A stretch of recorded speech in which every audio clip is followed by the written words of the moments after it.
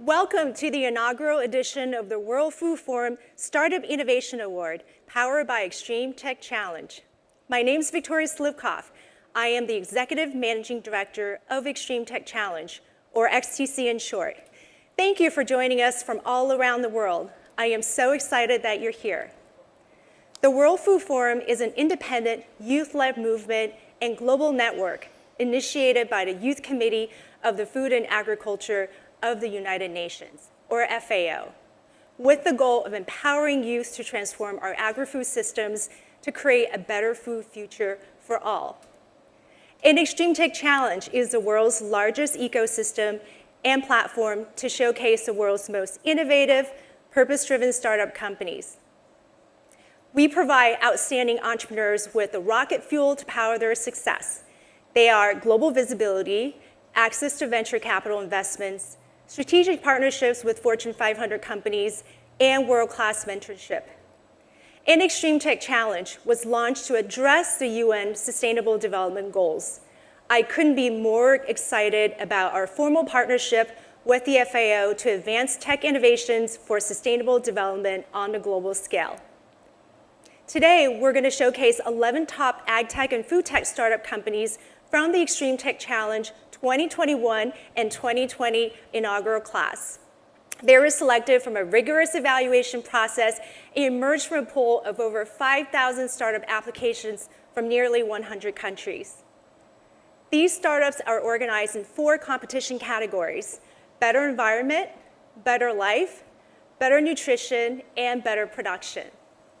Today, they will pitch to a panel of esteemed judges chaired by Beth Bechtel, Deputy Director General, and Maximo Torero, Chief Economist at the FAO.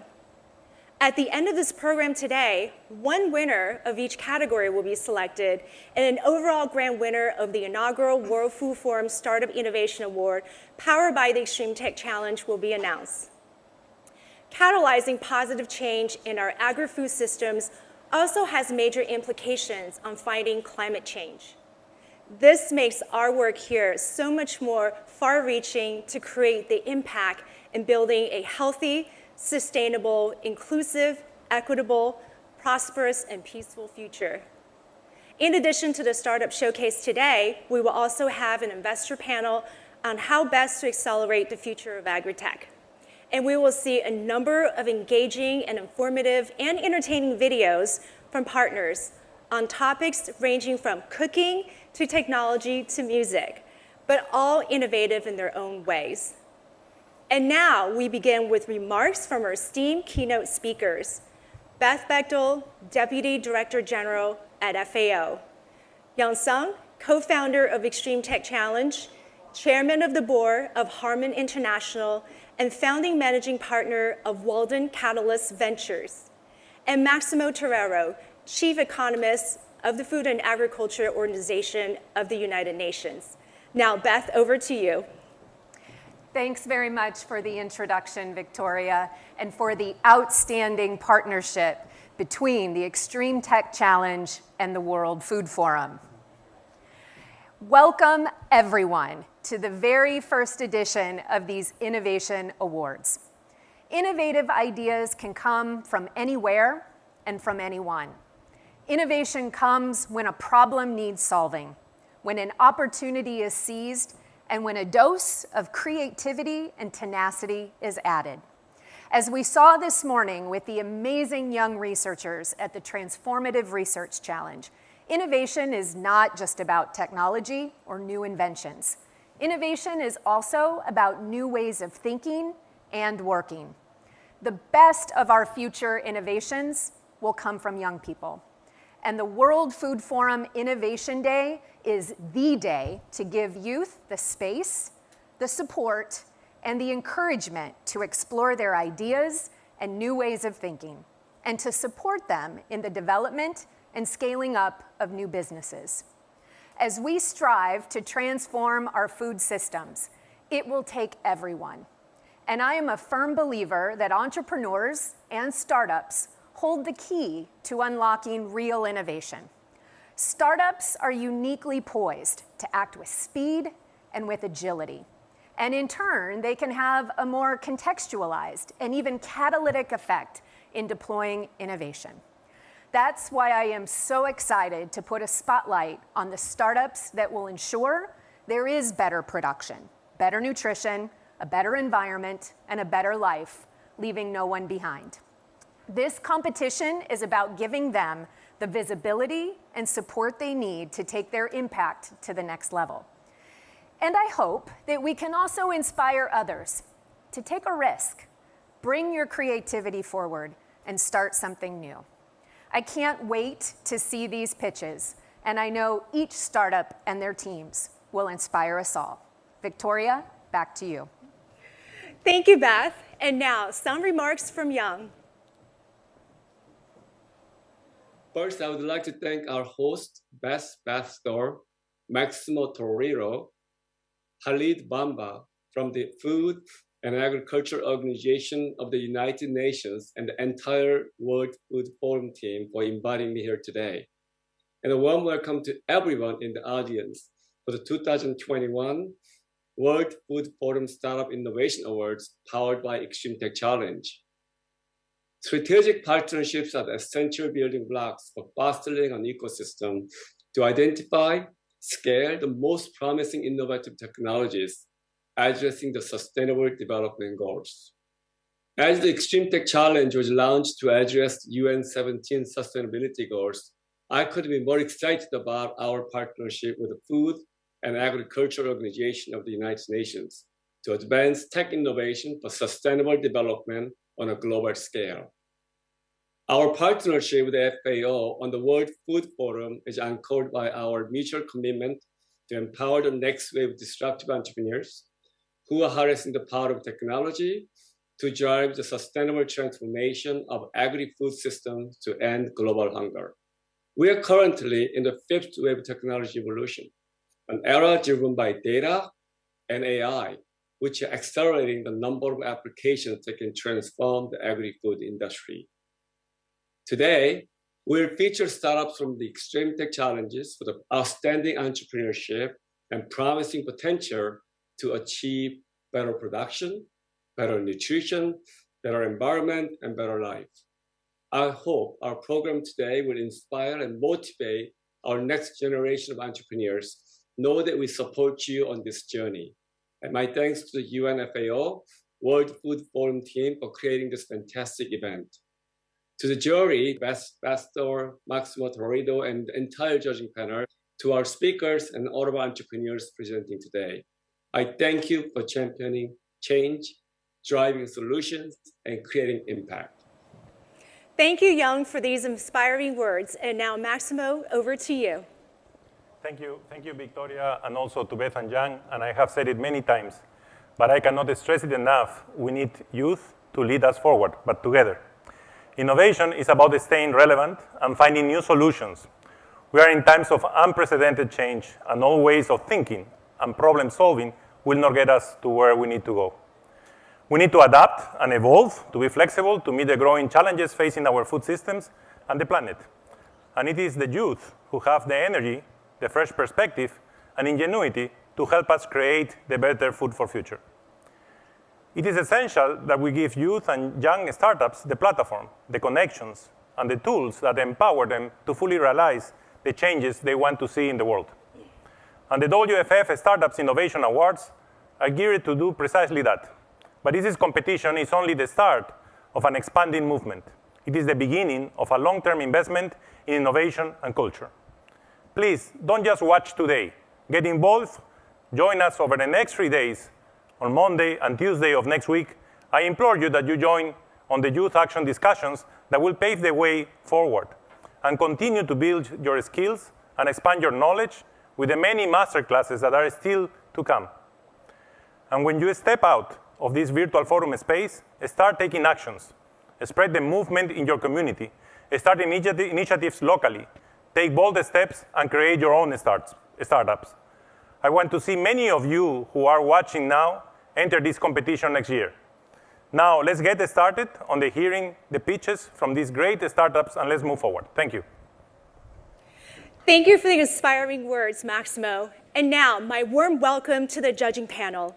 Joining Beth, Young, and Maximo, it is my distinct pleasure to introduce Michael Bakker, Vice President, Global Workspace Programs at Google, Khalid Bomba, Director, Office of Innovation and Chief Innovation Officer of FAO, Iride Chikachi, Head of Advisory, Agribusiness at the European Bank for Reconstruction and Development, Nicole Shanahan, Founder and President of BioEco Foundation, and Bill Tai, Co-founder of Extreme Tech Challenge, Partner Emeritus, Charles River Ventures, and one of the most successful angel investors of our times with 22 IPOs under his belt. Today, each startup will deliver a 2-minute pitch followed by a 5-minute Q&A with the judges. And now, let's start with the first category, Better Environment. The 3 startups presenting are Bondi Bio, EcoSpears, and Solar Cool Technologies. Welcome to the stage now, Bondi Bio. Please enjoy his pitch. My name is James Brown, CTO and co-founder of Bondi Bio.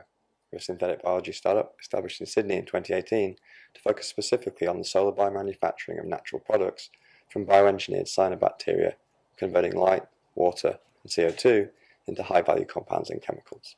Plant-derived compounds are the basis of many billion-dollar industries, from the essential oils used in fragrances through therapeutic compounds and adjuncts underpinning pharmaceuticals and vaccines, nutraceuticals, agri and aquaculture products. We are increasingly relying on what nature has created. However, there's a problem. Supply pressures are increasing for many due to unsustainable harvesting methods and rapidly rising consumer demand. Many are threatened by political and trade uncertainty, ecosystem destruction, and environmental impacts from climate change. Our solution is to harness the power of engineered cyanobacteria to biomanufacture these compounds from light, CO2, and water. Bondi's solar biomanufacturing platform allows us to harness the power of biology to produce high-value terpenes and carotenoid compounds with positive environmental impacts. Cyanobacteria are the fastest-growing light-based organism on the planet. They are an excellent source of protein, and coupled with their engineered ability to produce key nutrients, makes their secondary products an ideal source for aqua and agriculture feed. We have a standout senior leadership team. My co-founder Edward O'Brien has extensive startup experience. As Ringtail Solutions CEO, Eddie guided an Australian R&D company to global leadership. I hold a genetic engineering doctorate from the University of Cambridge and have 20 years of engineering development experience. Our COO Cameron has a degree in chemistry as a CFA charter holder. In Andrea, Dominic and Arta, we've built a world-class team.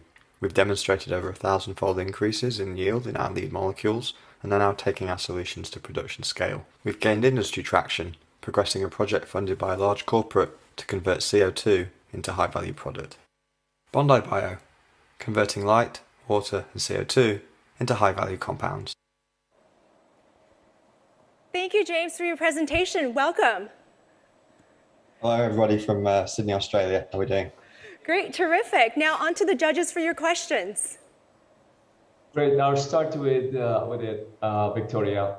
I guess James, thank you very much for your innovative work. I'm curious about the traction with the market, given your product, where has it been deployed and what has been the outcome of the new compound you are developing there? Sure, Young. So to emphasize, we have a very flexible platform technology, so we can make a whole range of different molecules that cover all those different industries, from nutraceuticals and pharmaceuticals through aqua and agriculture feed through to fragrances and flavors.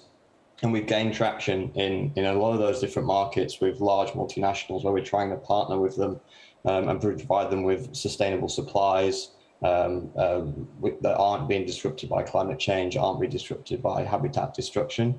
We've also gained significant traction with the large resources companies here in Australia. Sadly, we still continue to make a large amount of CO2, and we're pleased to say we're now able to use our technology to capture that CO2 from gas and liquid emissions and turn that into all kinds of useful products.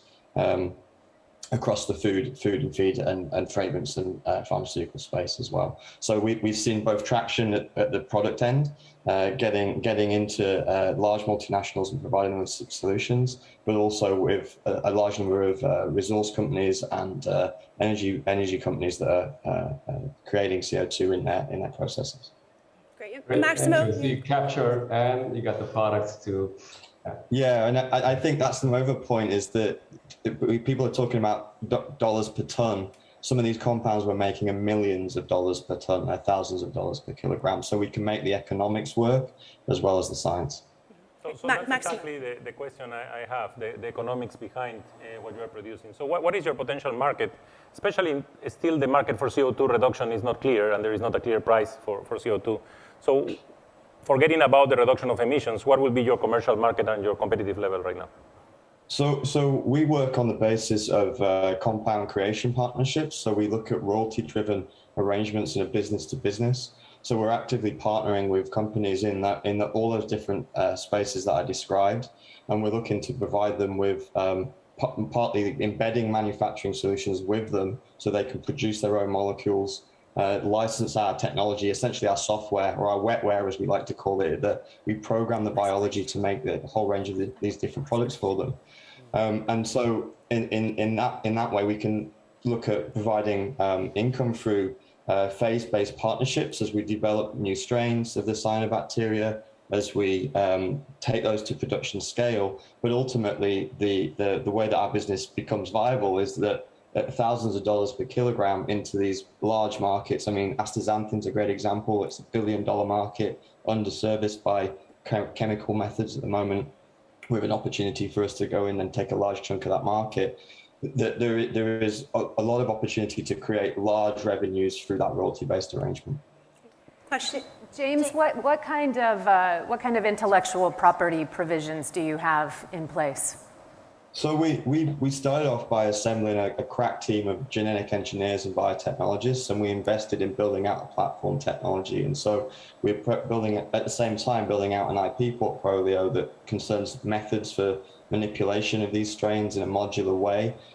We've chosen a class of molecules that, although they're technically similar, and we can gain every new step with from previous advances, it still gives us access to 70,000 molecules. And so by patenting the methods that we use to manipulate those strains and engineer and program the biofactories, that gives us what we believe is a strong patent portfolio in this novel organism, which is only really starting to see its full potential. I mean, we've been engineering yeast and bacteria we've been engineering yeast for generations, a millennia, making beer and bread.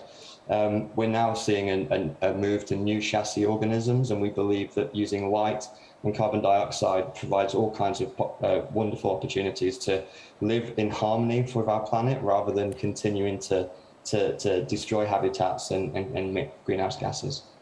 Great, thanks, James. That's all the time we had. Let's move on to the next startup pitching. Welcome, EcoSpears.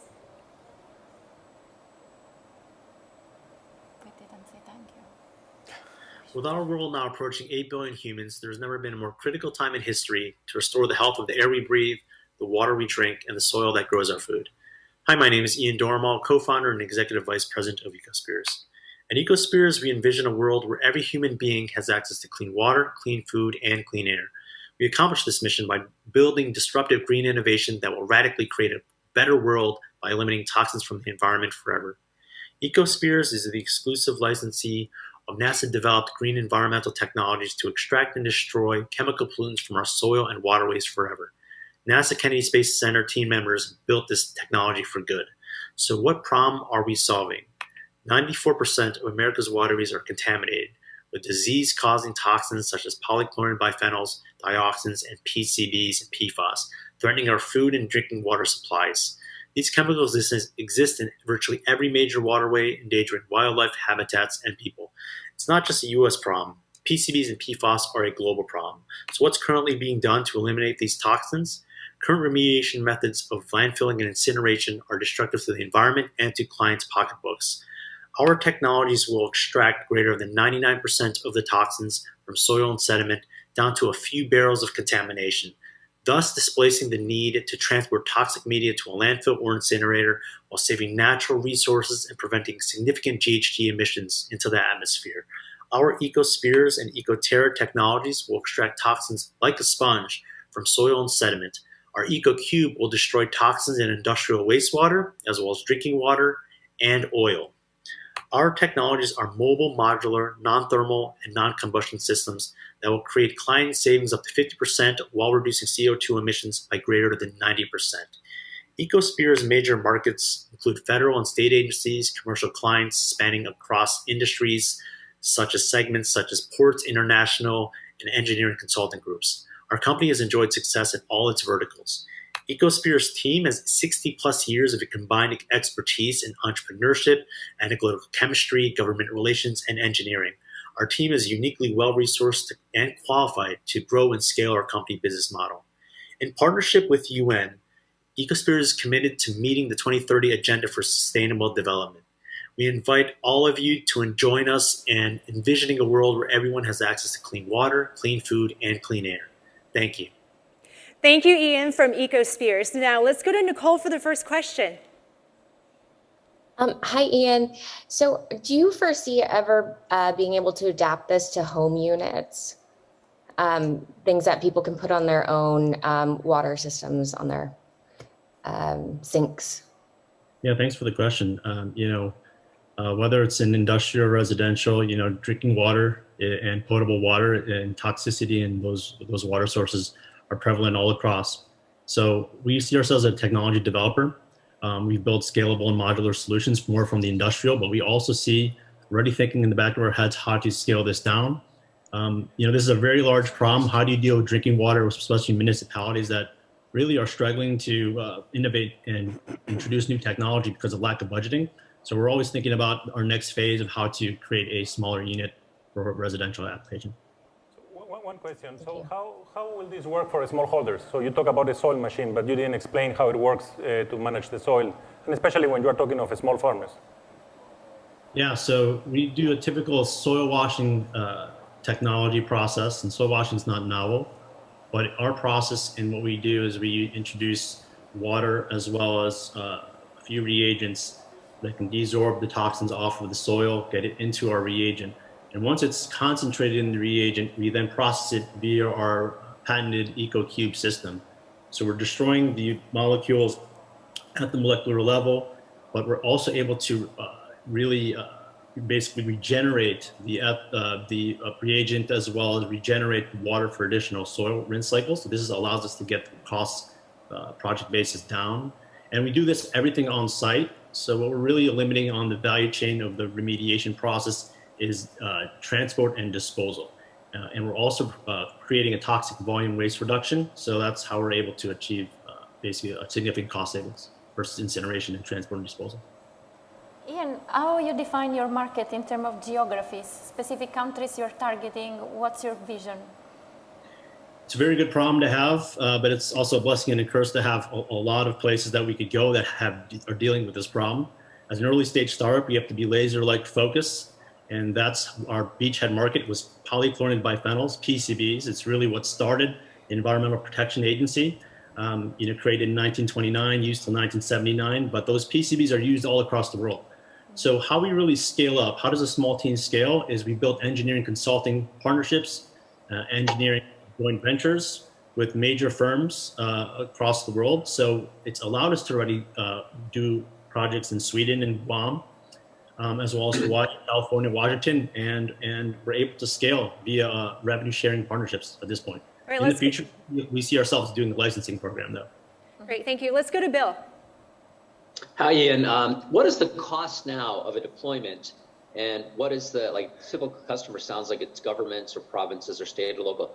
What does it cost and what is the throughput like, and how long does it take you to get a unit up and running with a customer? Yeah, really great question. So currently, right now, competitors, depending on where they have to travel and send contaminated media, cost upwards $2,000, $3,000 a ton. We're doing a project right now. We've actually secured 3 projects with the U.S. Coast Guard, where we're aiming about $1,000 to $1,500 a ton. And this is just on a phase 1. So what we're doing in terms of our throughput at this stage is a 3 to 10 ton unit pilot. And this, with our systems, it's mobile and modular, so we can kind of get into those places that have restrictions when it comes to logistics and transportation. But we see ourselves putting these smaller units in parallel, so we can run them in series. When we are already manufacturing and designing a 20 to 40 ton unit that's going to be for larger projects. What time for one quick question? I've got a question, Ian. Thanks for your presentation so far. What needs to be in place for you to accelerate your growth? Capital. So yeah, we have it designed. We have actually in place Series A that we are willing down a right strategic lead investor. But we have commercial units that are ready to go. We have clients in the pipeline. We have a robust pipeline of over $150 million of clients that are already moving towards the pipeline that have told us that they need this technology. So we see it two things: capital as well as building out our team, and we need the capital to build out the team. Great, thank you, Ian from EcoSpheres. Next up, let's watch the pitch from Solar School Technologies.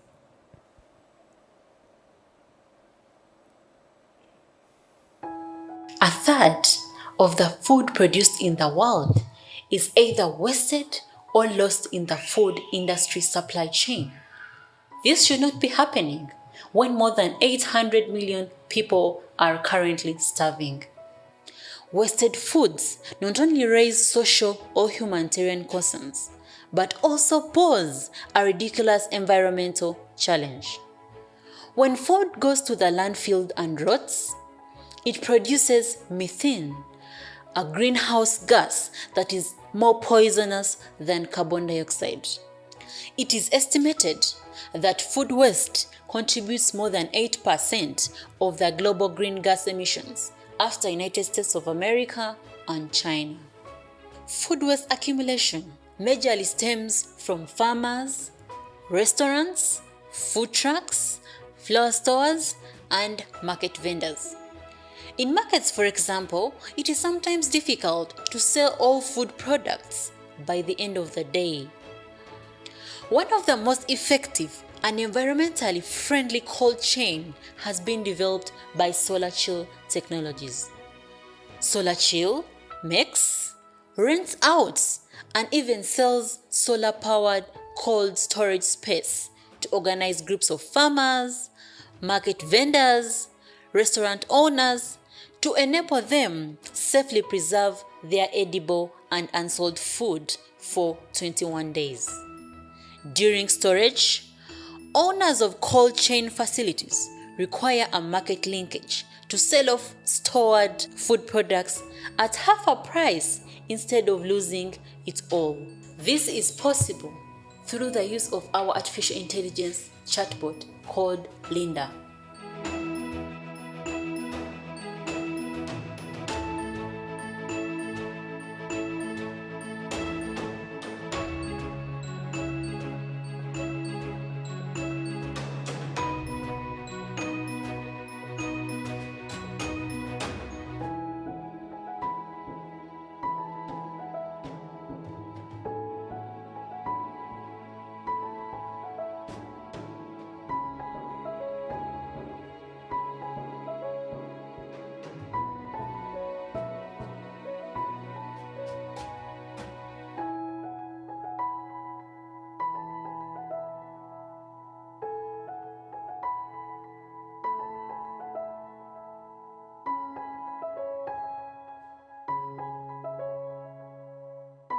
SolarChill has managed to stop over 48 million pounds of carbon dioxide that would have been emitted if food we sold was left to rot in Africa, India, and Colombia.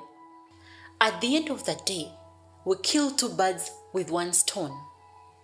The perishable foods are safely stored and sold through our chatbot, and global warming is addressed, hence preserving the environment. I am Shamim Nabuma, a co-founder of Solar Cold Technologies, trading in Africa as SolarChill. I am teaming up with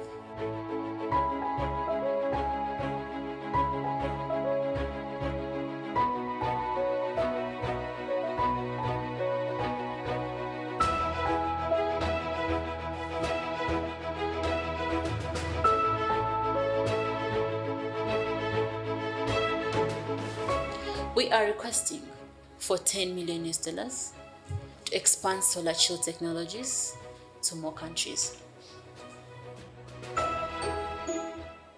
Great presentation, Shemi. Now over to you, judges. Can I to ask about Linda. I love the demonstration of Linda, the food bot. My question is Linda operationalized? And if so, what kind of user experience feedback have you had? Can you repeat that, Beth? Yeah, sorry, it doesn't seem like you could hear me. I was questioning the Linda, the food bot. Is Linda operational? And if yes, what kind of user feedback have you had? Okay, thanks so much for that question. I think you can hear me. When you talk about the chatbot called Linda, it's operational and it is accessible to all our customers. And most of them have been pleased with it because, first of all, someone can store their produce. For example, maybe in a marketplace. Yes, we are providing the storage, but then what happens after 2 to 3 days when no one has come to buy or you don't expect the people who are coming to buy? So what happens is that it helps you link to buyers. So people get more profit. The customers also get their produce sold off at a very good price. And then it also prevents wastage because, first of all, when you look at such a thing that people are prevented from food waste in such a way that they don't keep all their food at one place at a time. So it has been used by so many farmers, so many people, and yeah, it has been accepted by most of our customers. Great. Let's go to Young and then Khalid. Young? Now, Shami, thank you very much for your great presentation, very moving video, and glad to see a solar energy to cheer products. The Linda is clearly an interesting platform concept. How much of a traction do we have? In other words, how many people have been signed up to use the Linda as your exchange? Oh, yeah. Okay, it has been in operation for more than 3 years. So right now we have more than 90,000 customers that are using this platform, and they've really benefited from it because it prevents wastage of food and it prevents them from making losses, and it makes their work so easy instead of them waiting at the market without buyers coming in the right time. So it has been so applicable for all groups of people.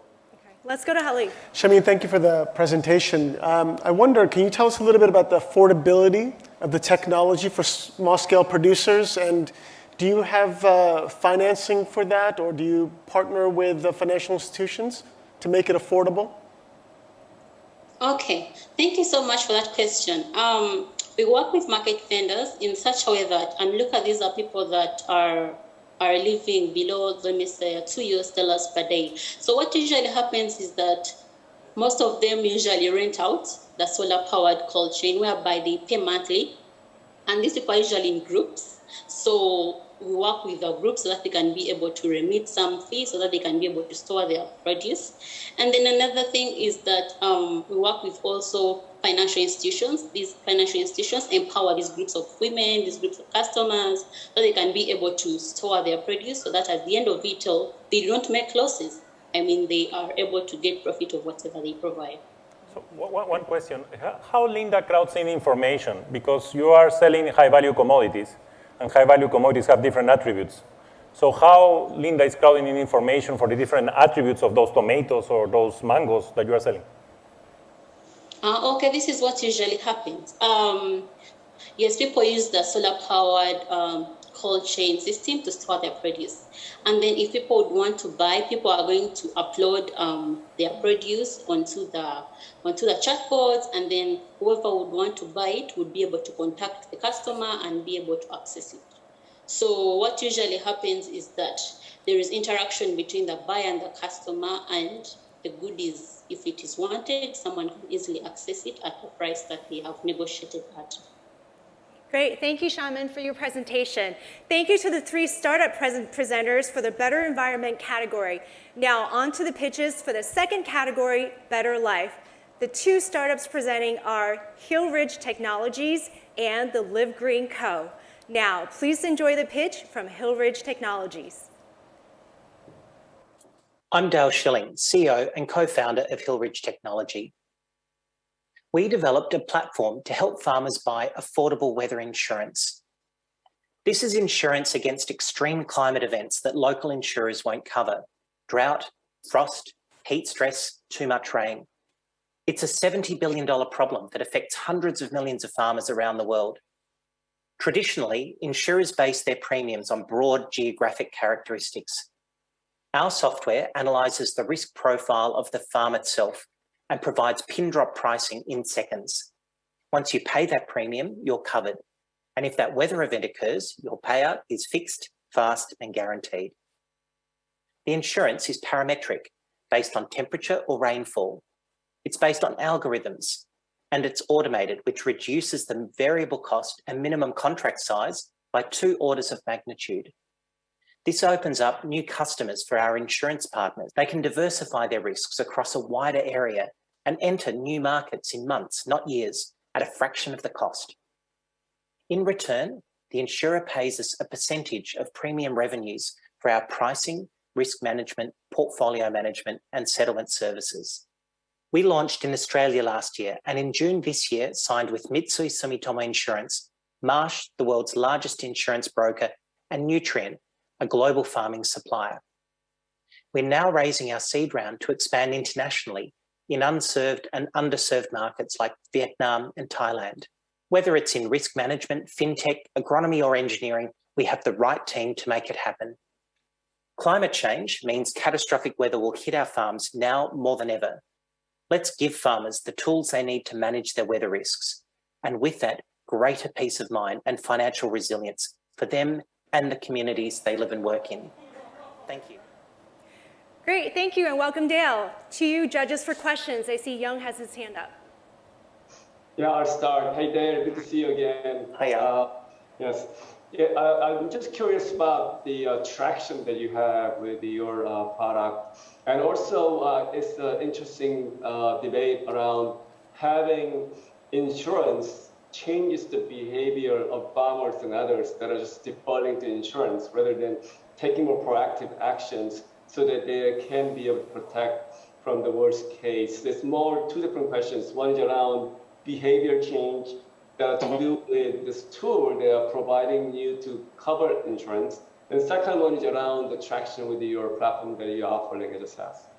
Yeah, absolutely. So we launched a pilot last year, and our business model is to license our technology to the insurer. So based on that, we earned $50,000 of revenue from that small initial pilot, and that gave us the confidence to proceed to the next step, which was to sign with a large global insurer like Marsh. So the insurance is being backed by Mitsui Sumitomo Insurance, a very large Japanese insurer. And we partnered or signed with them in May this year. Now, the main sales period in Australia is December through March. And so we're looking forward to that sales period. So far, we have over 200 farmers signed up onto the system, and we're seeing that grow every day. But what truly excites us is the fact that Marsh's international counterparts reached out to us saying, hey, could you apply that same technology to our geographies? And so we're looking at expanding into the United Kingdom, into Vietnam, and into Indonesia. And so we're looking to raise a seed round to fund that international expansion. Great, let's go to Nicole for the next question. Hi, so regenerative agriculture can potentially play a huge role in helping us solve the climate crisis. Does it play into your product at all? Can you help insurers understand the long-term benefit of building resiliency in their soils? Because it does take about 3 years to convert out of conventional practices. Absolutely. So this insurance product is really about helping guard or help provide farmers with a social safety net to protect against the negative financial impacts of extreme weather events. So that might be drought or a frost or a heat stress event or rain, too much rain at the wrong time. And so that's what we focus on. We are building a product which takes those weather variables and plugs it through a crop model. And so it allows them to determine things like, the amount of soil carbon and the impact that has on soil moisture management, for example. But for us, that's a second phase or a next generation product. So what is the difference of your insurance with an index-based insurance? So this is index-based insurance. It's based on weather indices. So, for example, a farmer may look at what they want to plant next year. So they plug those variables through our model, and it helps them determine what's the right cultivar, what's the type of variety for me to grow given the weather risks that I'm undertaking. And then for those residual risks that they still have, they can then offset those in the form of weather index insurance. And so that's what our platform enables. And it's a really simple and easy, intuitive platform. It takes just minutes to calculate those risks and to see what the cost of an insurance might be. Dale, how do you take on adoption challenges for smallholder farmers? Yeah, so we partner through corporations and entities that have that trusted relationship with farmers. It's a big bridge to talk to farmers about these risks and earn that trusted relationship. And so we're doing that through corporate partnerships, for example, in Australia with Nutrien, and we're looking for corporate partners, similar corporate partners in Vietnam, in Indonesia, and in the United Kingdom, we're partnering with Marsh, one of our existing corporate partners that already have that trusted relationship with farmers. Thank you, Hildrich Technologies. Next up, the Live Green Co.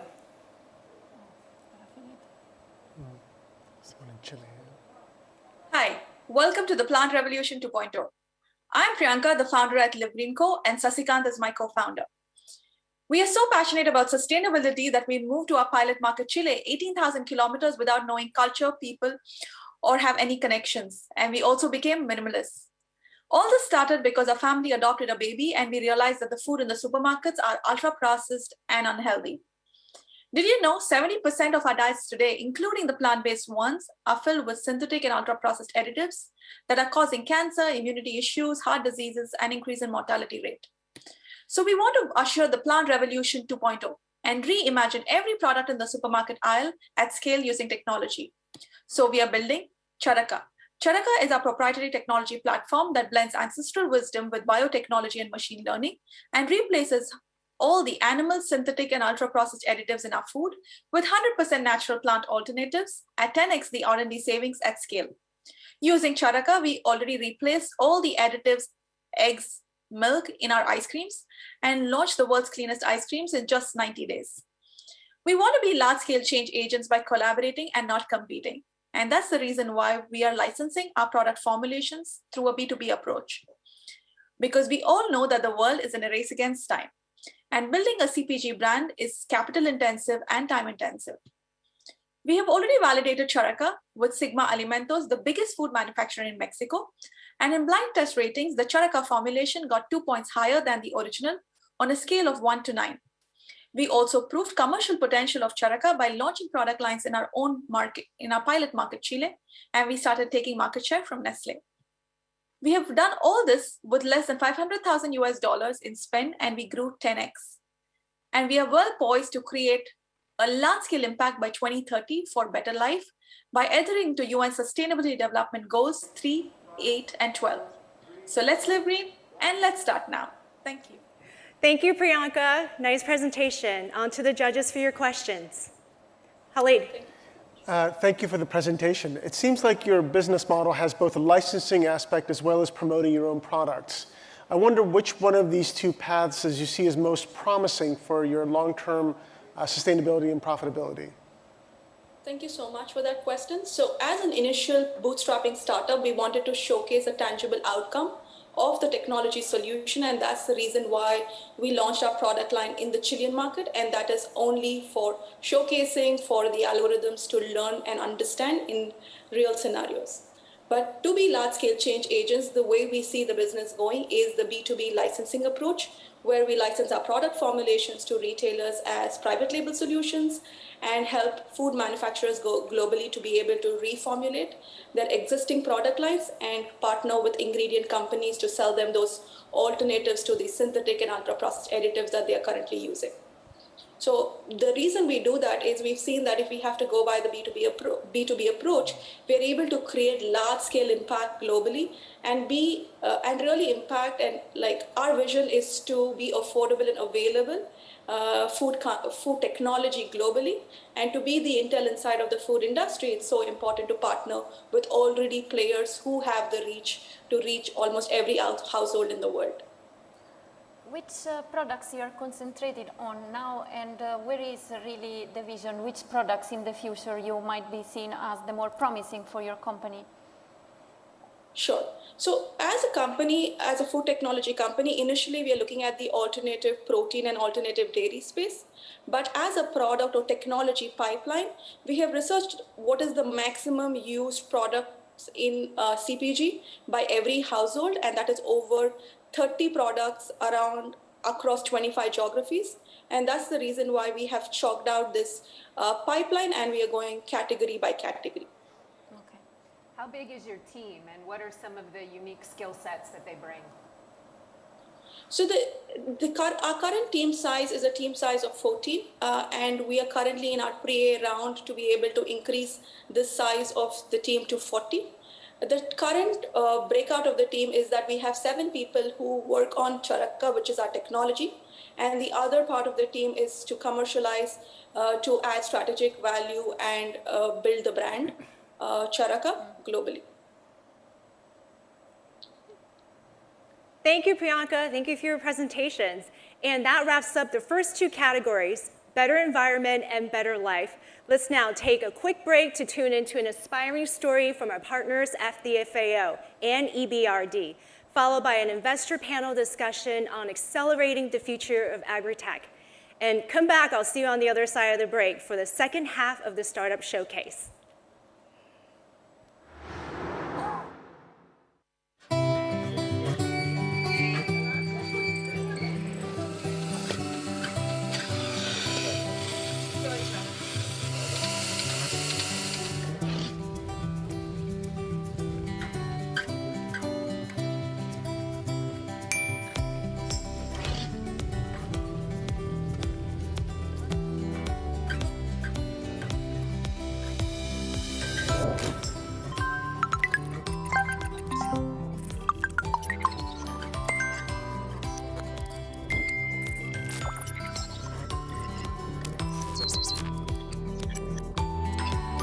Большинство наших задачек – это личное подсобное хозяйство.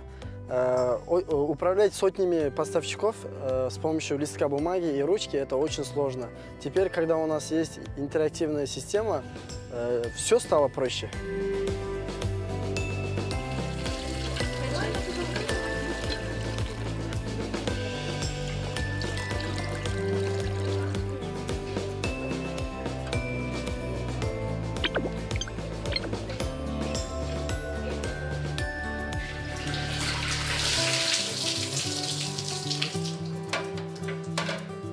Теперь, когда мы напрямую начали работать с переработчиком, мы стали понимать требования стандарта. Тем самым мы надеемся увеличить объем молока и его качество, и тем самым увеличить доходность нашей семьи.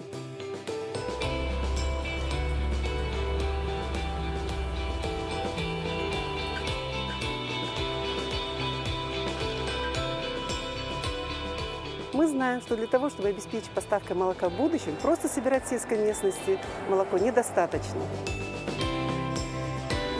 Благодаря данной технологии мы имеем четкое представление о нашей поставочной цепочке и можем принимать лучшие решения благодаря собранным данным.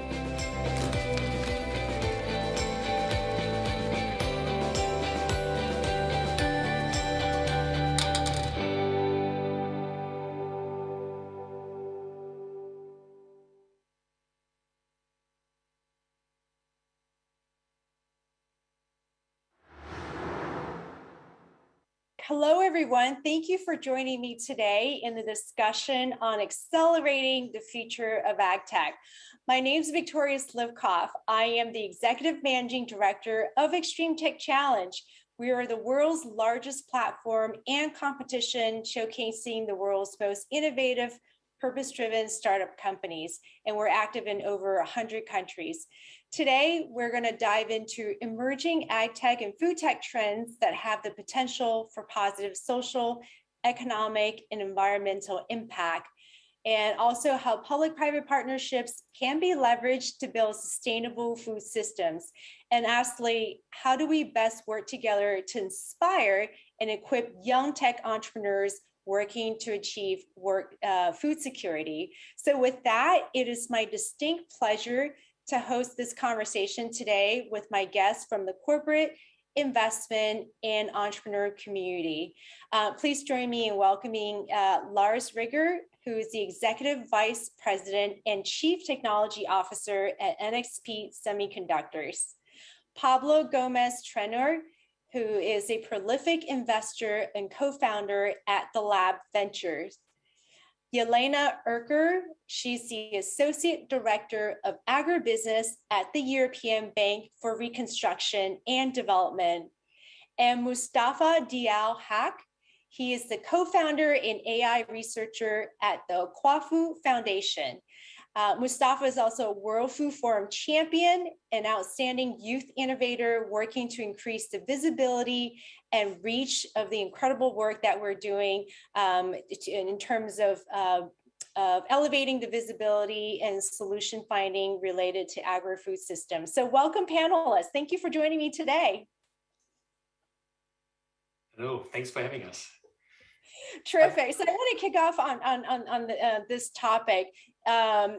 What happened in the past year with COVID and also the exacerbated climate change issues has really accelerated the investment and interest in building secure food systems worldwide. So this is a broad question, but share with us some of the emerging tech innovations in this space that you're most excited about. So let me go to Lars first. Yeah, Victoria, thanks for having me. I mean, for us, of course, the transition of the tech world is very key at the moment. And if you're looking at the last 10 years, we had lived in an on-demand world. You take your mobile phone and on demand, you switch on your heating in the house, you order food, you order transportation. What will happen in the next 10 years is we are switching into a world that anticipates and automates. So it is forecasted that by 2025, 50 billion smart connected devices are around us. So our little helpers, you know them all, smart speakers, connected cars, and so on. But also, of course, agriculture helpers. And these smart connected devices, they all have one thing in common. They sense their environment, they connect to the cloud, get information, think of a smart advice, and send this smart advice either back to the network or to the arms and legs of these little robots. And what you have there is, for example, super cool innovation in the sensing area. We are working with little startups to have battery-free energy harvesting. You put 2 electrodes in a plant in the soil, generate energy, and can do long-range data communication, know how the moisture in your fields is, know when your cattle needs water, and so on. These type of things, totally battery-free, sustainable. And of course, that all helps for accelerating then precision farming as the next step. So these are the super exciting tech innovations that that make farming a more sustainable and more fun, easier to do task, although of course the challenges environmentally are growing. Yeah, and we're going to come back to you a little bit when we dive into technology stack behind that innovation. So thank you for that. And Pablo, your view? Yeah, as Lars was saying, really after COVID, the world wants to be greener, and sustainability is really the name of the game in very areas and in many areas, and agriculture, of course, is one of them. And for instance, we are seeing microbiomes being used for fighting very unnatural things. For instance, a company named Microgen, which I believe was finalist in XTC last year. Is that it? That's right. It was Extreme Tech Challenge Ag Tech winner, as well as Female Founder winner from 2020. So this company is using natural microbiome to fight heavy metals intake by cereals.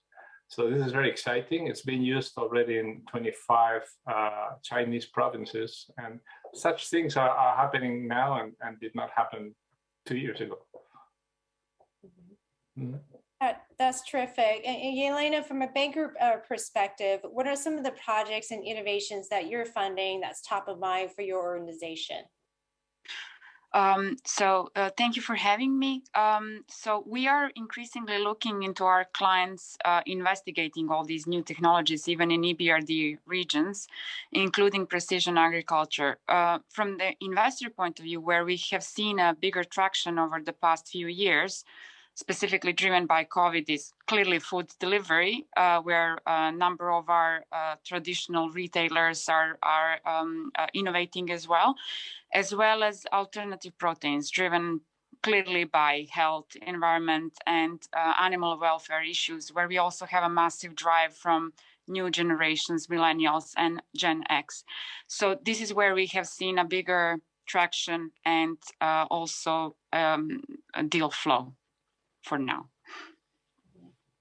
That's terrific. And I want to go back to Lars, because as we talking about precision farming, as we talking about the availability of data and applying AI analytics to it, that really pushes precision agriculture to the next level. And of course, all that capability is built on having chips, right? Available to power that and to power edge computing. So as a head of technology for NXP Semiconductors, one of the major producers of chip and technology, what is your strategy in terms of supporting innovation in this area? Oh, that's a good question, Victoria. I mean, the key challenge always is we are talking about these edge devices or smaller devices. Think of devices that are not plugged into a socket anymore, but they need to survive on a coin cell, or as I just mentioned prior, super battery free, somewhere far away from any other infrastructure. With these type of sensors or edge compute devices, we need, of course, to have the right compute performance at ultra low power consumption, because otherwise it's also not sustainable. So a smart device that is energy hungry is not smart in my definition. And then, of course, you have to have the right level of connectivity and software, for example, AI machine learning capabilities on top. Ideally, you don't transport a lot of data anymore, but you already detect with your AI capabilities, for example, that your water level is low, or that you have too much fertilizer in the ground, or these type of things, and then only send a few bits to the central system and say, hey, more fertilizer or more water needed, and so on. But these type of precisely tailored devices that are easy to use, of course, also for startups and for developers. That is one of the big topics, big industry drivers. And that's, should I say, an exploding market maybe. Mm-hmm. That's very exciting. I want to go through our youth entrepreneur, Mustafa. You coming to the industry with a lot of energy, a lot of vision, and talk a little bit about your organization that you started to create food security in Ghana and beyond, and how are you deploying, edge technologies, as Lars just mentioned, to create a more sustainable food system. And congratulations for winning the latest grant to help support scaling of your vision. Thank you so much, Victoria. I'm really excited to be part of this discussion. And also, I'm really excited to hear the amazing work all the other panelists are doing, and also at Lars, as they're doing at NXP, because I think it really connects with our vision for the future, as we are an organization that saw the need for farmers to have an AI assistant on their farm to be able to detect in real time issues such as pests and all the other different issues they might have on their farm. We saw the effects that pest infestations had on farmers, and also the incredible amount of effort it takes to scout for pests, especially at an early stage. So we developed our Opiafo AI mobile app, which is a mobile app that uses machine learning to be able to detect crop infestations at an early stage and suggest to the farmers sustainable control measures, and then they can be able to deploy that on their own and hopefully target and fight the pest infestations on their field. We do this together with other precision agriculture solutions. such as the deployment of advanced multispectral cameras for large commercial farms to be able to have very fine details of what is happening on their farm. We gather that data, process it, and then we present to them a very comprehensive detail as to what is happening on their farm, and they're able to take actions immediately. Yeah, and I want to go to Pablo for the next question. You know, your family owns one of the largest rice brands in the world, and also deep in sort of consumer packaging, bottling, as an example that with Coca-Cola and having deep relationships with retailers. How, for a young entrepreneur like Mustafa or any entrepreneurs looking to enter this space, what do you think are the key critical success factors of working with large corporates in terms of scaling that innovation forward? Okay, for a young entrepreneur, funding is the name of the game, and I would say. And nowadays, we're seeing some alternatives that were not available very few years ago. I mean, a few years ago, we just have to go either with equity, either friends and family or VCs, or you go to venture debt. Today, we have revenue-based and programmatic funding, which for startups that generate income early on, it's a very nice way to get going without being diluted to nothing, and to get the funding you need when you need it. Also, in this way, the startups are not forced to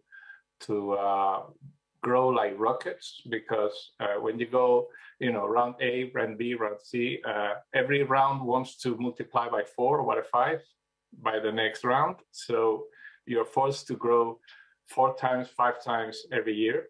While if you go to programmatic, in which, for instance, all these agricultural startups that are using these IoT devices that Lars was talking about, for instance, services that help you irrigate your farm correctly, or that serves to have very fine-tuned weather reporting on your farm.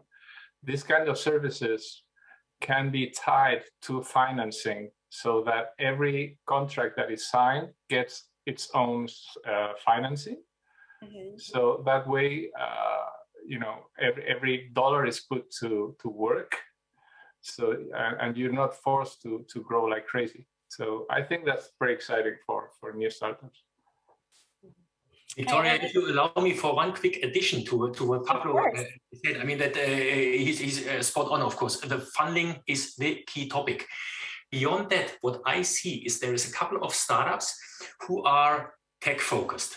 I mean, financial services, software, this is a thing that also a small startup can develop with a few people. But for if you try to take electronics into your product offering, it is very often key to have one of the big gorillas behind you.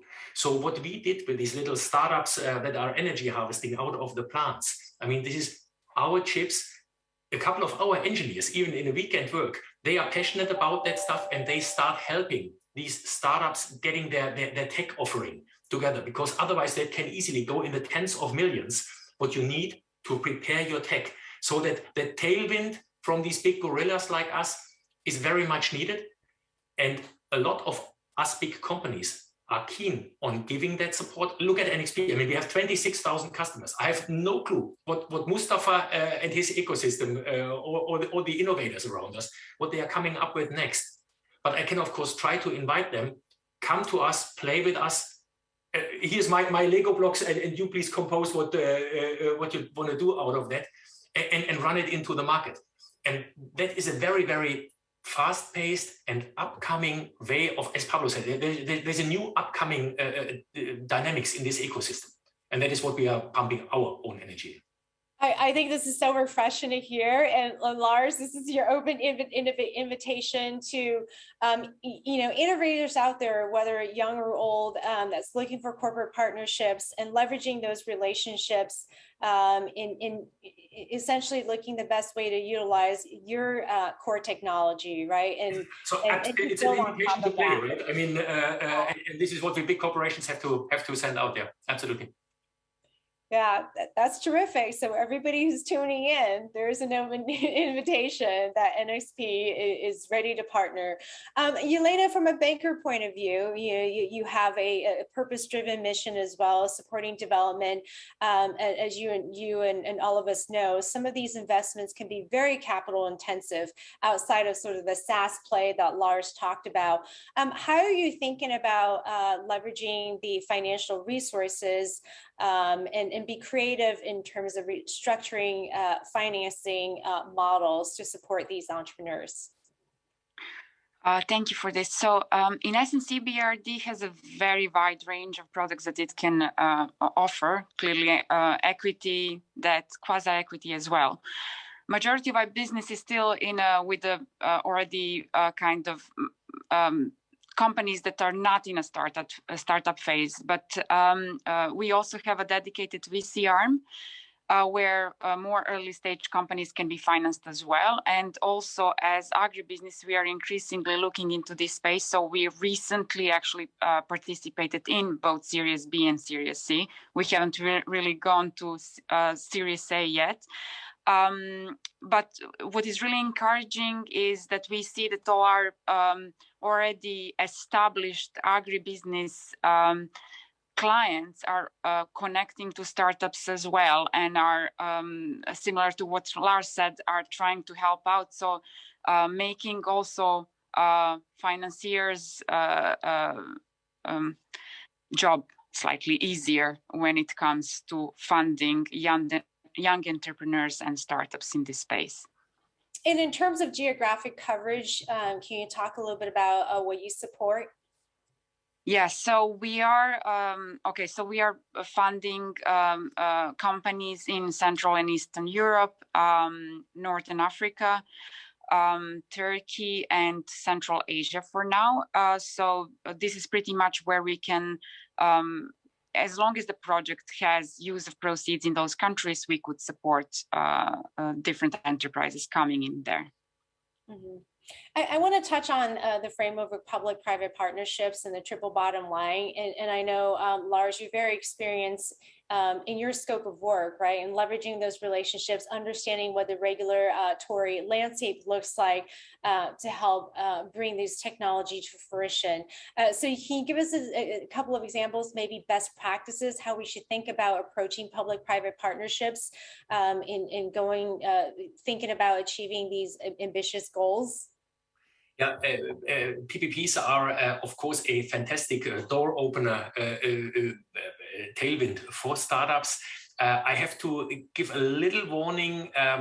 Don't hang all your hopes to fast financing. Normally, these processes work, but they take a lot of time. And it's not like, okay, you have a great idea and over a fortnight, you have all funding in place. But the state aid programs that are run on all continents, by the way, but very strong also in Europe here. These programs are normally, when they run, very, very reliable, very mighty. And of course, also there, what we are trying to do is we try to help our ecosystem partner with a couple of companies, startups, big ones, and then jointly write the right proposals, right applications, and have a good interfacing from all companies with the authorities. That normally runs very well. If I have a wish free, it would be have a first seed investment faster. So what I mean with that is very often startups, or also us, we need to do a first few steps into one direction and say, hey, we're gonna join the big projects. We fill in all bureaucracy, everything that you need. You can audit us, X-ray us from all angles. Of course, we are compliant to all rules, but let's get going with the first injection of funding very quickly if an idea looks promising. So that would be my big wish to the overall ecosystem, and we are discussing that, of course, with politicians and everyone who can help. But by and large, of course, that's a great mechanism, and the startups definitely should use it. I think it's definitely a call to action to inspire policy, right, and grant programs out there to take that initial step to help, bring the proof of concept to market, right? And Pablo, you run an incubator accelerator helping these entrepreneurs achieve traction. What do you think specifically to youth? And we're talking about youth because the World Food Forum, one of the major objectives is to inspire and educate the next generation of entrepreneurs and helping pave the way for them to innovate and take chances and to bring technology to market. What are some of the gaps that you think currently exist to supporting young entrepreneurs, particularly from developing countries? Do you think it's access to funding? Do you think it's more of an access to mentorship or expertise, or is it lacking the connectivity, the social network to reach corporates and executives to help, in terms of joint R&D opportunities to bring things to market? I would say it's a mix of all of them. I mean, in developed countries, if you have an idea, there's an infrastructure you can go to have, for instance, incubators that can help you. You just can get a place to work, some guidance, some very little capital, and that helps you going, which in developed countries is not that easy to get.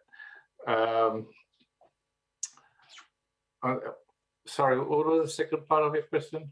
So what do you think is some of the gaps, right, to help support youth entrepreneurs? Do you think it's the role of the academic institutions? Do you think it's a role of the community? And how much intervention should, say government entities get involved in creating the infrastructure and ecosystem to help inspire youth entrepreneurs to go down the path of entrepreneurship? Okay, for instance, going back to the financing we were before, I've seen this programmatic and revenue-based financing in developed countries, of course in USA and Europe, but I'm not aware that this exists in say Africa or Asia. If a startup can get the very initial funding by partnering with corporates or whatever, if they can get to a steady revenue, not profit but revenue, then they can they can go on from then on and maybe grow at a slower pace, but grow. So having the right financial structure in this business, I think, is vital, because otherwise, I mean, collaborating with big corporations like, let's say, Coca-Cola or Ebro Foods or whatever, you don't usually go there for money. Right. It's easier to ask for a collaboration on research and development, and you can get all their contacts, and you can get, I don't know, tips and the know-abouts on the industry, but it's not the right place to go for funding. Right. So you still need, this financial infrastructure, I think. Yeah, well, I guess that question is best posed to Mustafa, our youth entrepreneur, who are working on really great technologies in developing areas.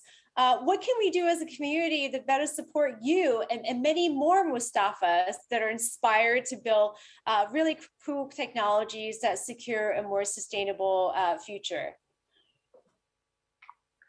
I think in terms of the key resources, it always boils down to funding. And especially with the work that we are doing, we are at the intersection of AI research and then food systems.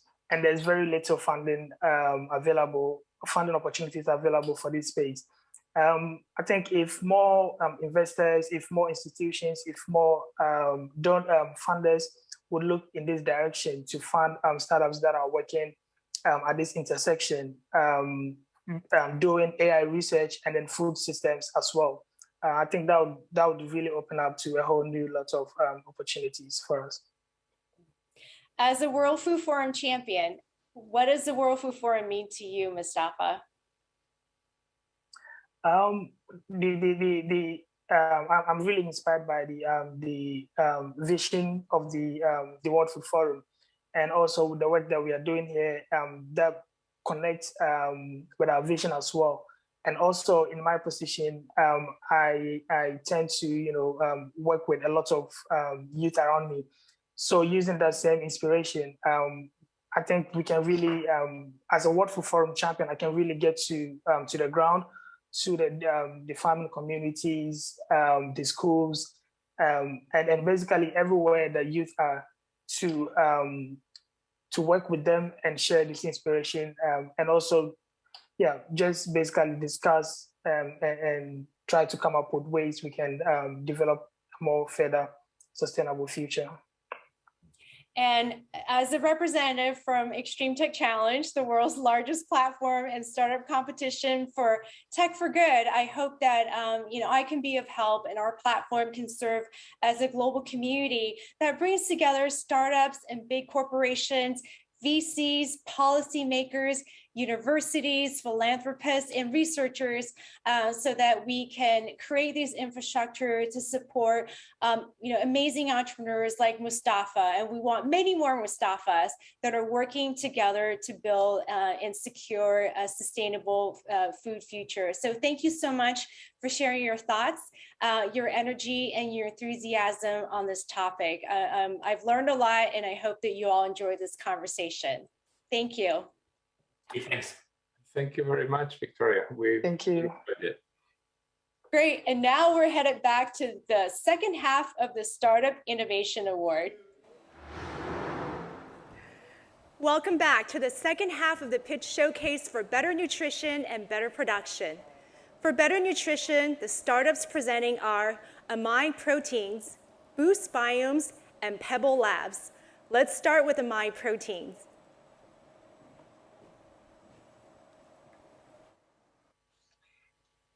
Amine produces designer proteins for the mass food market. In essence, while proteins live in their own small piece of heaven, the mass food market for a protein is a hell of an environment. We fix that by employing computational protein design, and I opened the company after publishing what became the leading book in the field, to precision fermentation, to growing the protein by yeast and fungi in an environmentally friendly manner. We have in our pipeline plant proteins, milk proteins, and within less than 2 years, we will have in the market the first healthy, tasty, and market fit sweetener.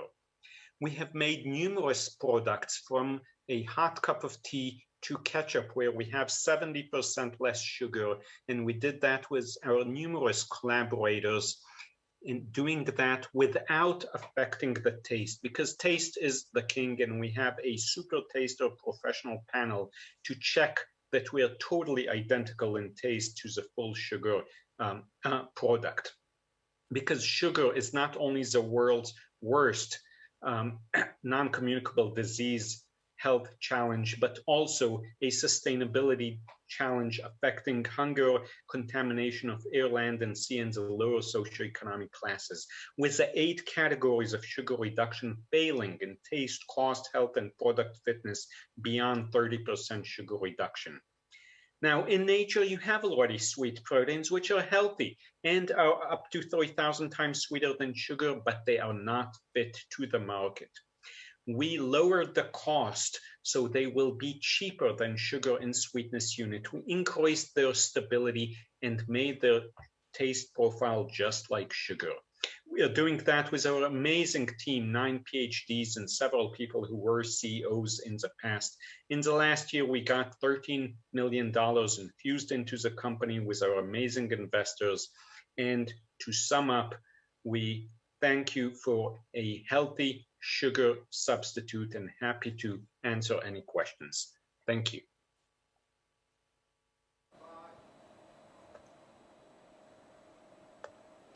Welcome, Yulan. Good presentation. Judges, to your questions. Thank you. Hi, Ian. Which are your plans for the next 10 months? What are you focusing on right now? I can see this is very much for the future, but I can see already you have strong partnerships. So which products, what plans? So this is not so much future. This is for the present. We have leveraged from proof of concept R&D to production R&D, and we are currently moving to scale up and to a yield increase with our first product, which is the first healthy and tasty sugar substitute, which is even cheaper than sugar. The next products will take a little bit longer, but in less than 2 years, actually, next year, we will already launch the first product, which is a sweetener. We have in our pipeline specific proteins for the milk, the meat, and the plant space. In each one of these, we identified a place where the protein that is found in nature is not good enough for the mass food market. We need to stabilize it, we need to make it cheaper, and this is something we can do with the power of computational protein design entwined to precision fermentation. Precision fermentation is already declared as the next domestication revolution.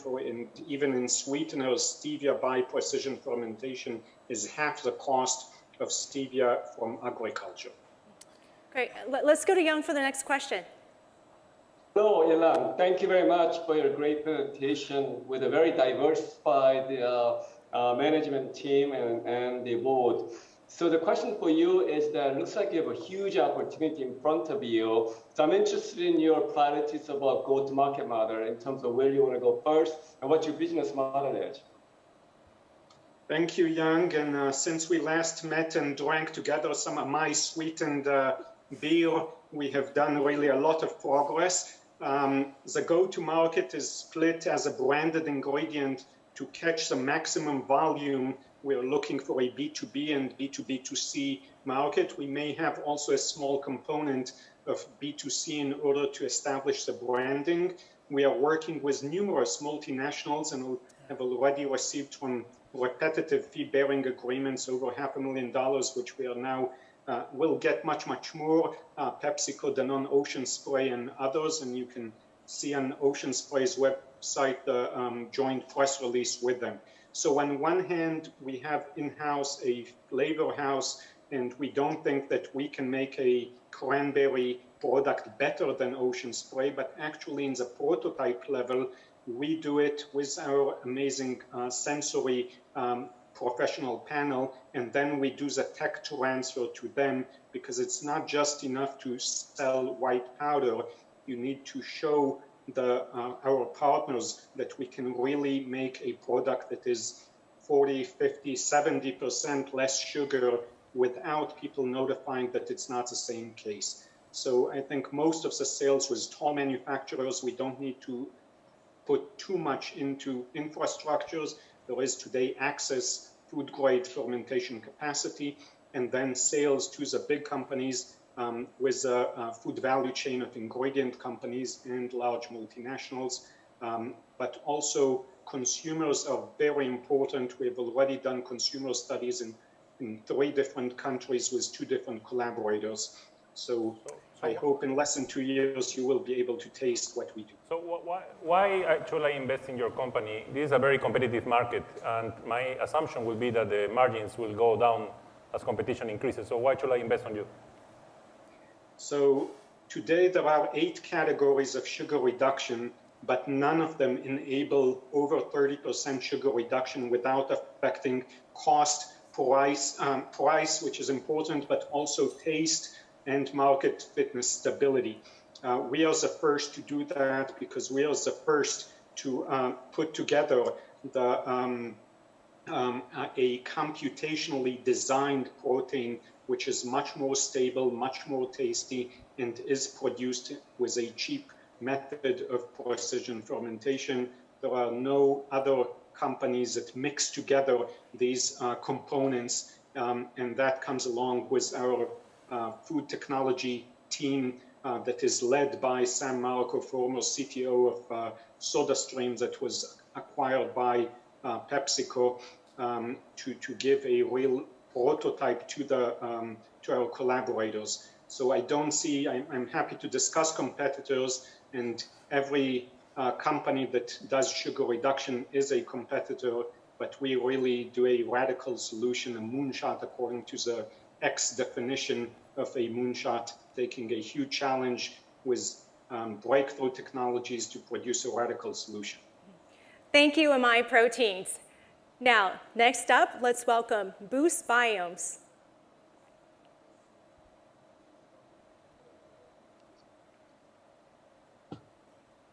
Farmers are in a constant battle against crop diseases. Their main tools are products for crop protection. Despite their efforts, in the top 5 crops, fungi destroy enough food for 600 million people. However, changing market forces are making the use of chemical products more challenging. Biological crop input products are a quickly growing market segment. As an example, in fungicides, by the end of this decade, more than 40% of market growth will have come from biologicals. Boost Biomes is developing biological products to radically modernize the crop inputs market and move away from chemical products. I'm Jamie Batch, co-founder and CEO of Boost Biomes. I've worked in biotech startups for nearly 15 years.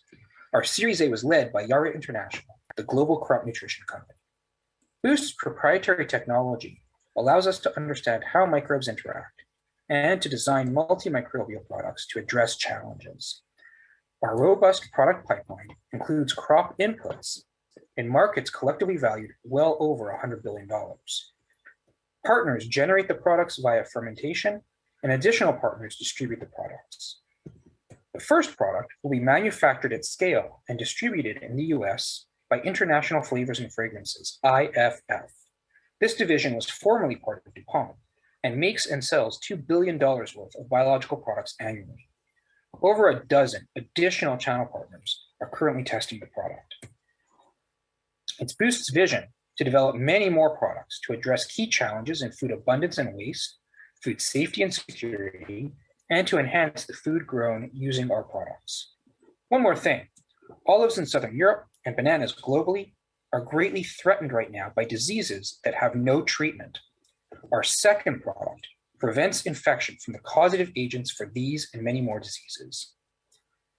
Boost Biomes is poised to play a leading role in the landscape that emerges from this critical time in the food and ag industry.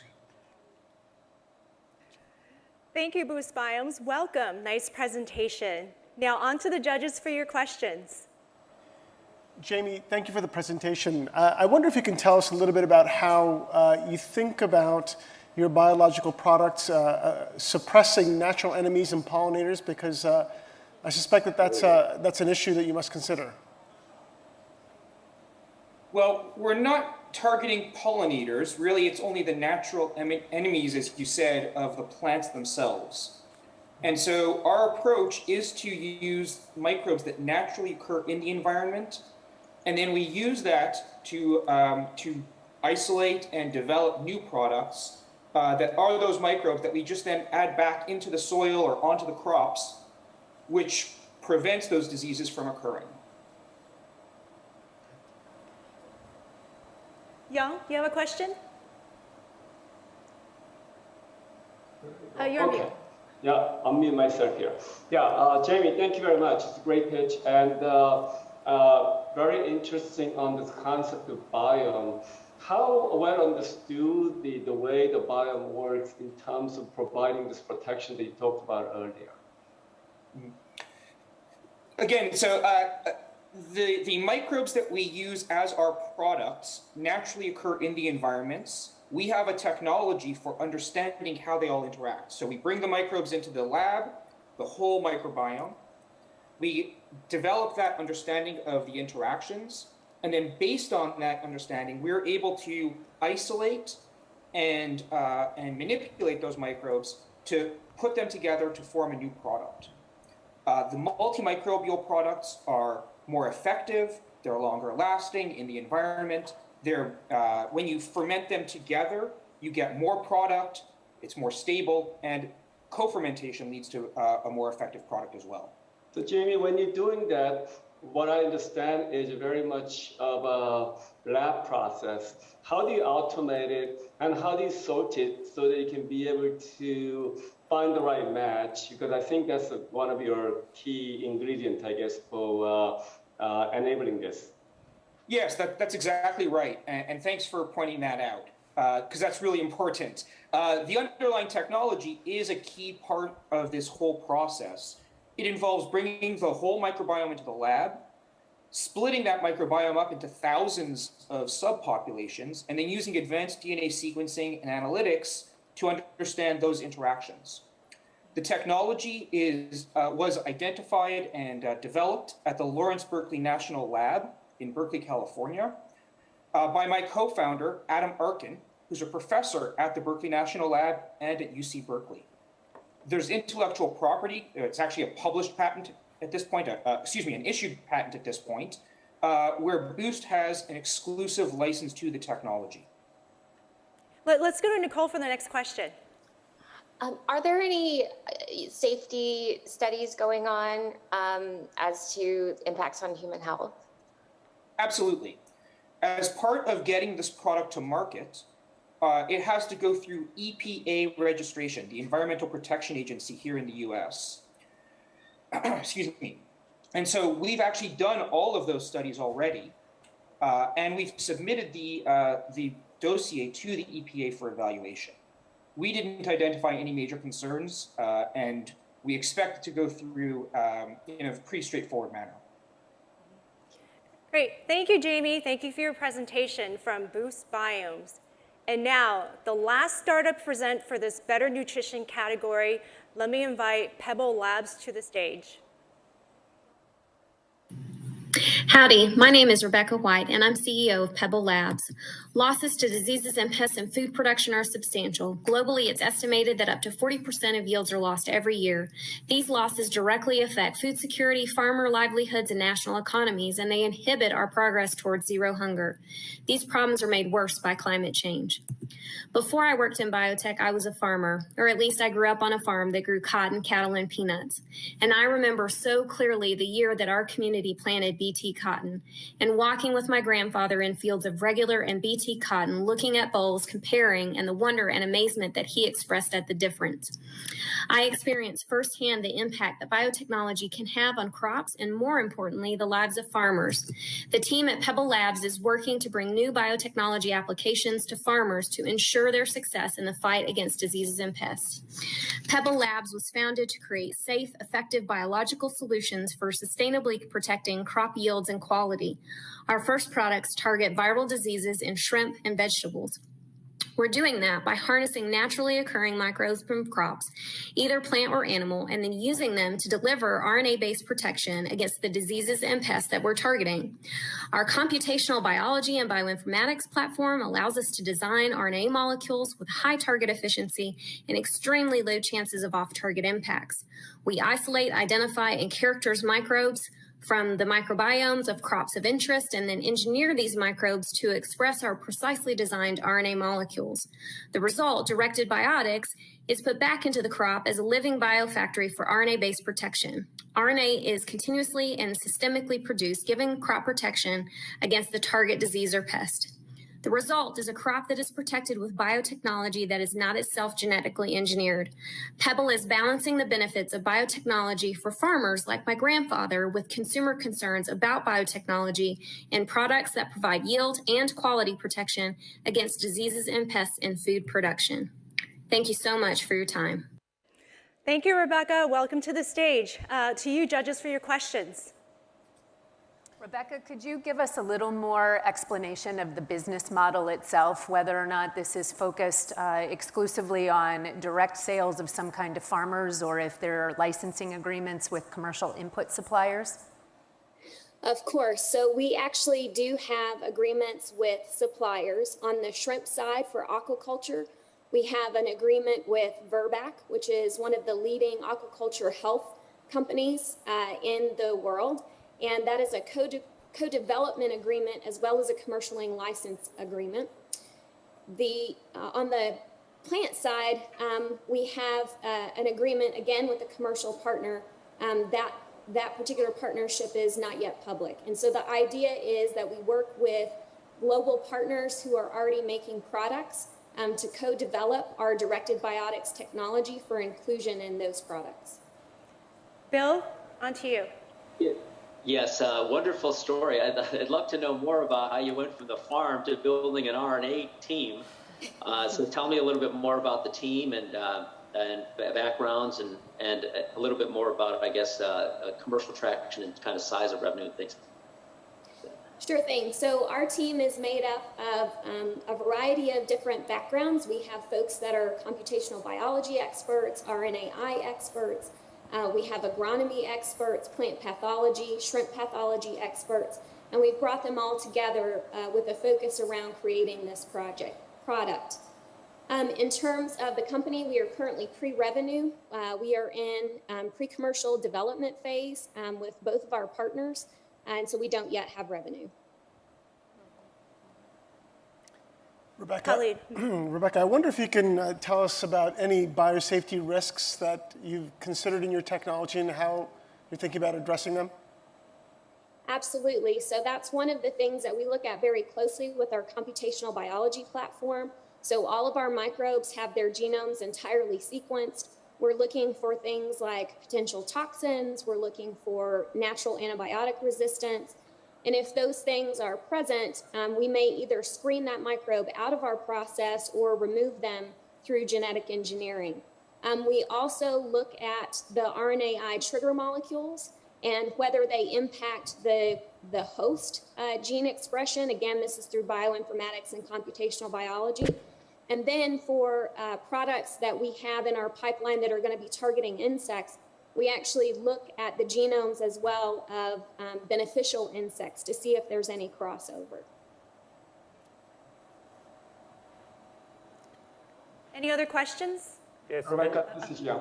And thank you very much for your story. Clearly, synthetic biology is here, and I think we're in the journey of new way of finding the solutions based on the biology that you talked about earlier. Tell me about your background and your team. I think that's a really important part of our discussion here. So I grew up in a small town in Texas, as I said in the video, on a farm, and ended up going to school for science and thought I was going to be away from farming. But I keep coming back to the importance of agriculture in our society and globally. And so I'm using both my background, my personal background and my professional background to help advance agriculture. Our team have similar stories. Some of them are from places like Portugal or Colombia or Chile, and they are interested also in providing food for the world and using their science background to advance solutions for problems that currently don't have any. We might have a quick question, Maximo. Now, which types of diseases or pests can you control?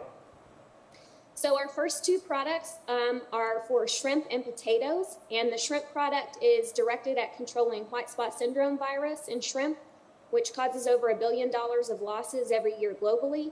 And our potato product is against PVY, which is problematic for both commercial production and for seed potatoes. Great, thank you, Rebecca. Thank you for your presentation. Thank you to MyProteins, Boost Biomes, and Pebble Labs, 3 startups that presented for the Better Nutrition category.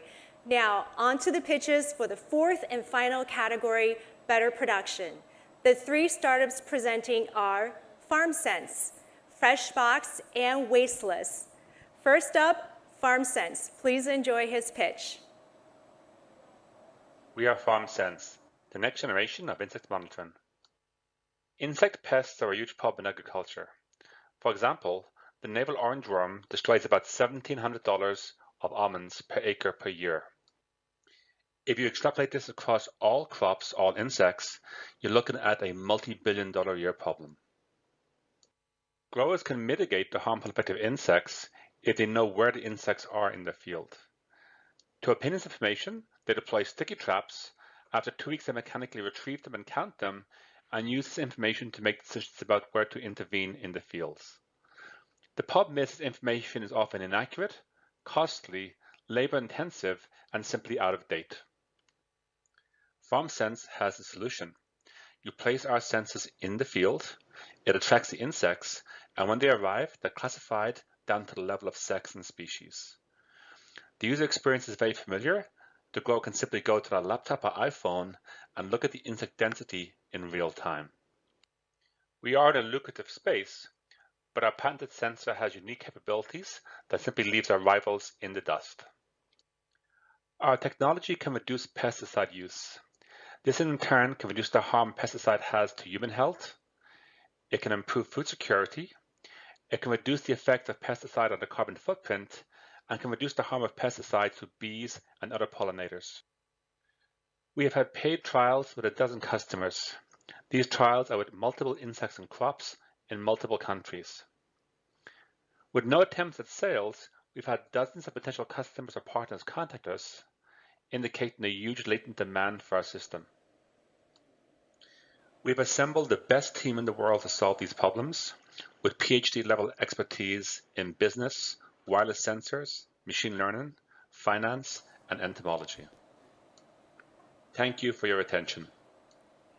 Thank you. Welcome, Eamon. Great presentation. Judges, to you for questions. Michael? I'm curious to learn a little bit more about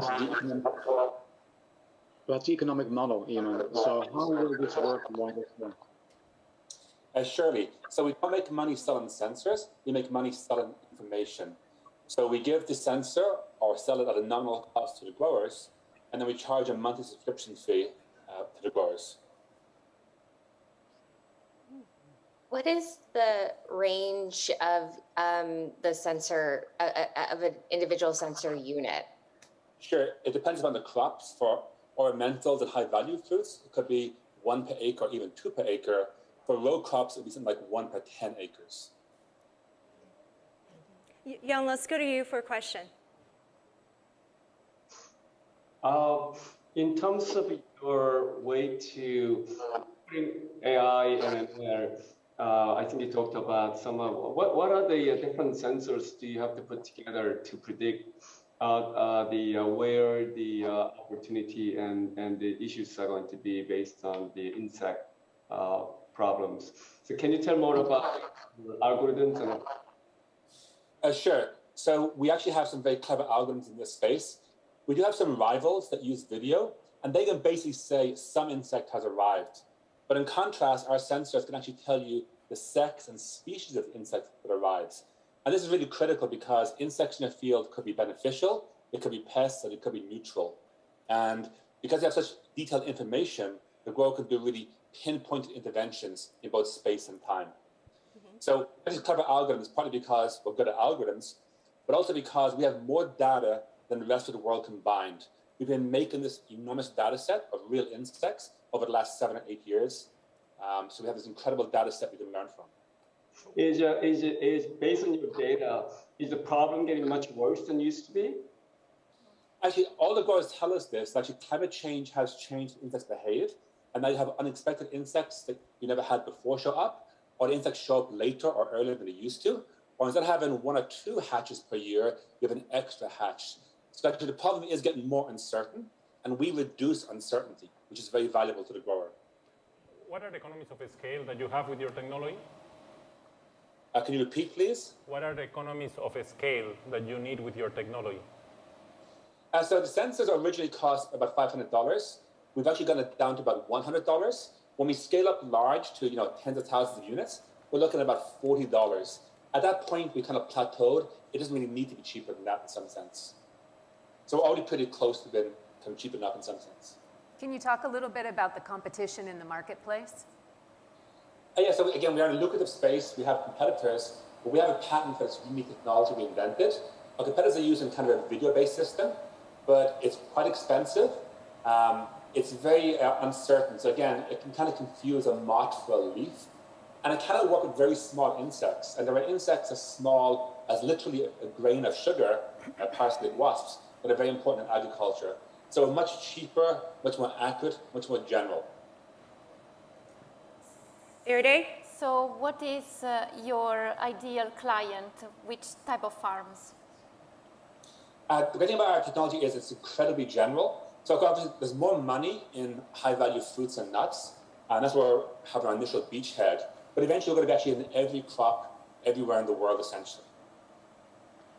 Why do we need this type of technology in a plot? Why cannot be in an area? Because normally this type of pest will affect the whole area. Sure. So we traditionally farmers use these individual sensors now, which are mechanical sticky traps. And the real problem, of course, is the labor to actually service those, and the uncertainty of the information you get, and the time lag. So we're simply replacing those sticky traps on a pole somewhere with a digital sensor to make it more accurate and to have zero time lag. So all these interventions are much more effective if you intervene at the right time. If the information is a week late, it's already too late to intervene in a very useful way. Great, thank you, Eamon. Thank you for your presentation from Farmsense. Now, let's get ready to watch the pitch from Freshbox. Did you know that over 50% of fresh produce is spoiled before reaching your plate? My name is John Bidio. I'm the CEO and founder of Freshbox. At Freshbox, we design, manufacture, and deploy solar-powered cold storage solutions. We use commercial solar panels to power our cooling units. We then install these units at the different points of the food supply chain. These are at the farm gate, aggregation, and market points. We have two business models, rental and wholesale. For rental, we charge a monthly fee for use of our units. And for wholesale, we sell the units cash or through rent to own. Over the last 2 years, we've been able to work with over 2,000 farmers, saving them tons of food that would have been spoiled and increasing their revenues. We have a capable team that handles operations and management. Thank you, John. Great presentation. Welcome to the stage. Thank you. Great. Judges, for your questions. Thank you, John, for the presentation. Maybe let me jump in. Just asking, there are a lot of cold storage solutions in the market. What really differentiates and makes your solution innovative compared to others? So two aspects. One, we are locally manufacturing these units. So we source all the components locally. We are able to provide this solution in a day or 2 days for basically a 20 feet unit. Two, we are democratizing the costs or the access of these cold storage units by providing a service rather than selling the units out to vendors or farmers in the market. So what we do is we absorb the initial cost of production, and then we rent out space rather than selling these units out to different vendors or farm managers or farmers in the communities. How many farmers you need in place to make your technology profitable? So the units are custom made, so we are able to deploy a solution that's capable to solve a solution for two or a single farmer, and then we're also able to provide a solution that covers a cooperative or a group of farmers that are locally based. So it's a custom solution that provides this service to diverse group of farmers, from a single farmer to a group of farmers that are doing production, or vendors that are doing sales for this fresh produce. John, what's the size of the team at Freshbox? And tell us a little bit about the backgrounds of the team. Yeah, so we currently have a team of 7 people, and this is, I mean, that's the executive part. On the production or field, we have more than around 15, 17 people that we're working with, and what these people do, I mean, from my also part of daily operations is making sure that, one, we're doing production of these units. 2, we're doing operations where we're renting out space besides that production of this unit. So we are able to work with, I mean, diverse teams. And in terms of background, we're working with women at the farm point. We're working with women at the market point or vendor point. We also have a diverse team in terms of the management part, where we have female and male employees in the executive team.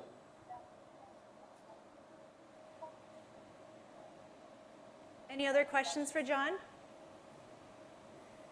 Great, thank you so much. It's so nice to see you. Congratulations, and keep up the great work. Thank you. Thank you. And now, this is bringing us to the last pitch of today from Wasteless. It's never eaten. And this is not only bad for the planet, but also for supermarkets, which usually throw away up to 8% of perfectly edible food. So who's to blame for these expiration dates? We, as consumers, tend to always choose a product with a longer expiration date, even when we know our intention is to consume it within a day or 2.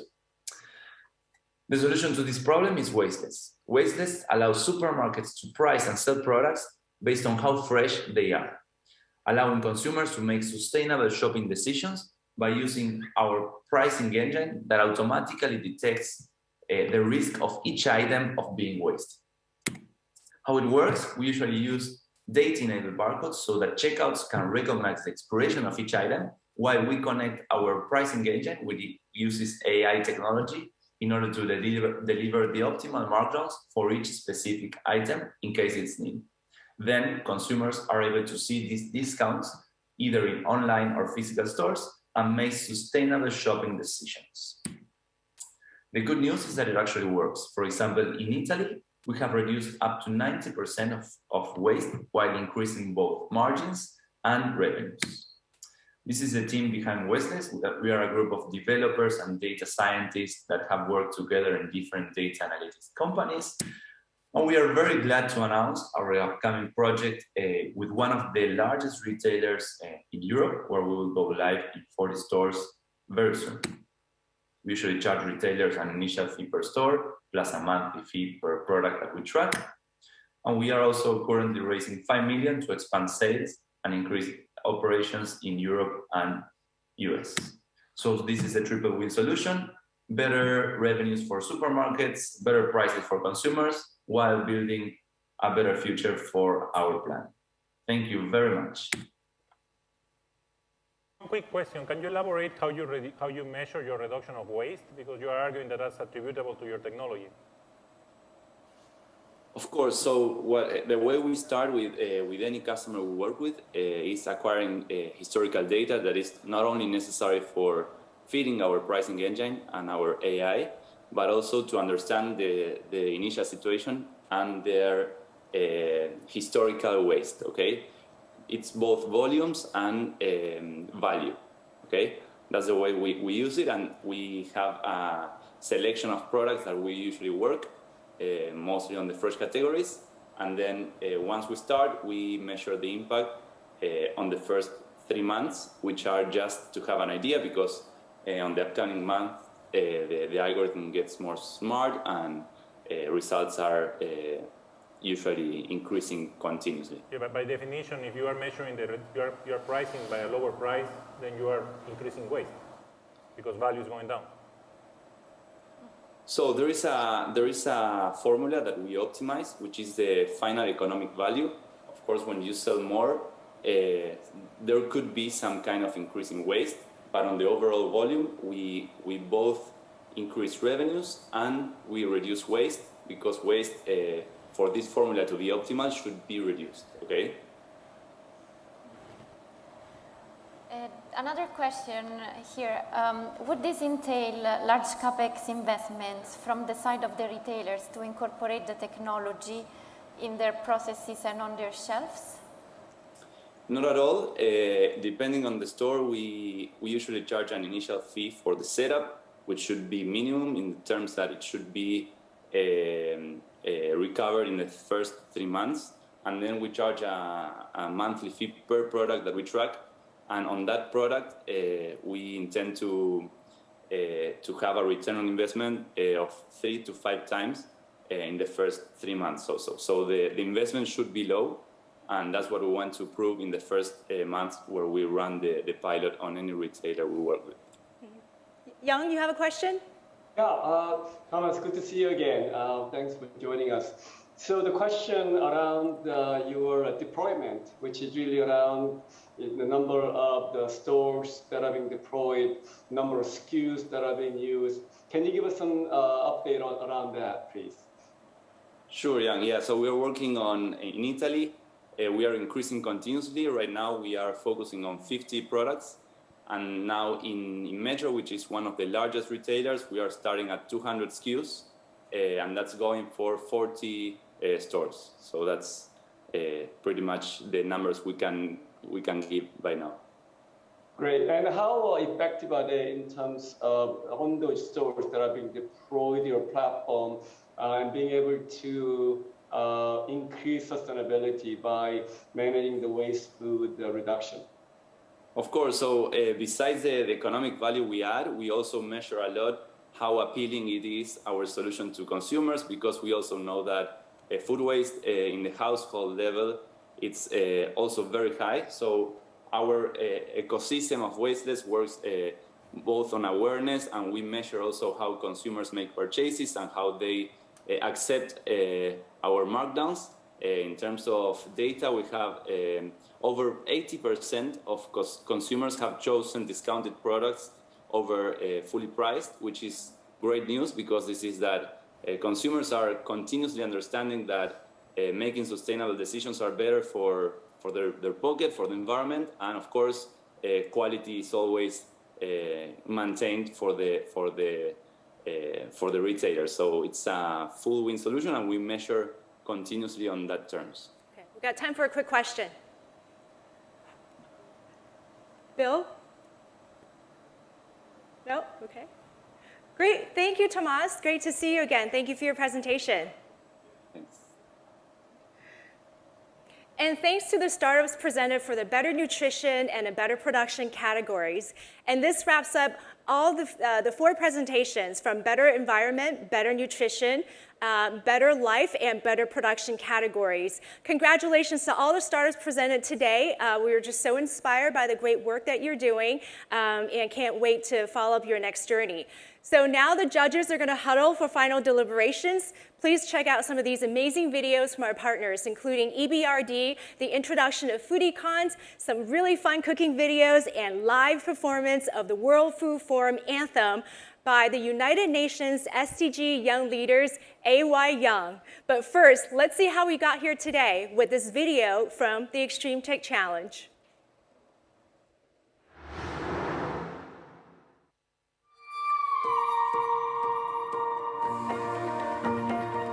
I think we have many difficult challenges that we are all facing. So what can you do about that using technology and changing our behaviors? The XTC was designed to help highlight companies solving for the world's toughest challenges. The United Nations Sustainable Development Goals gave us a fantastic framework. It's really a community. It incorporates big companies, universities, venture capitalists to help these companies get to where they need to go a little bit faster.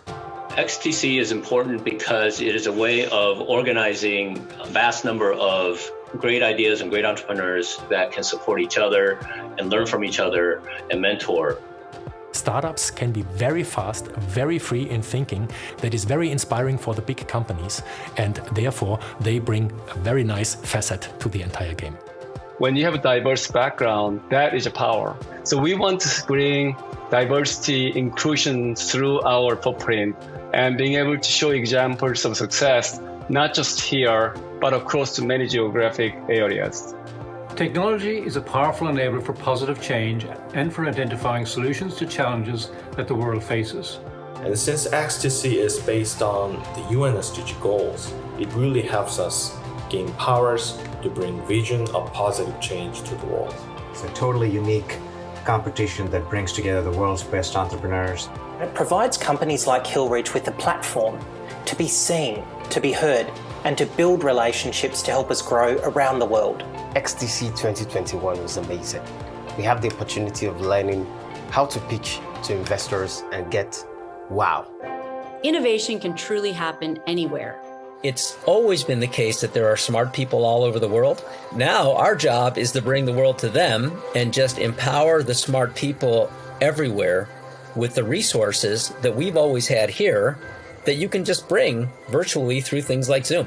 I was incredibly impressed with the energy and passion of the companies and entrepreneurs I had a chance to meet. It's so great to see the XTC community come together to harness their energy and creativity to tackle these issues around sustainability, security, and diversity.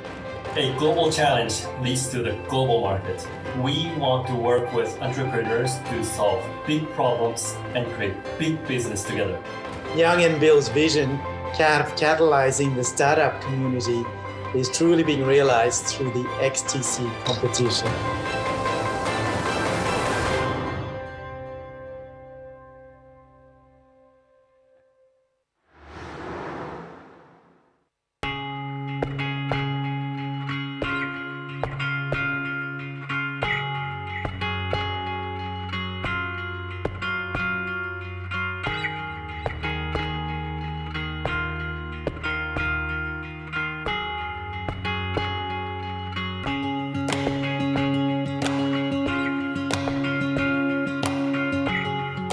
If you're going to create a truly global food culture where everyone is represented, the first thing you probably have to do is come up with a language that is shared.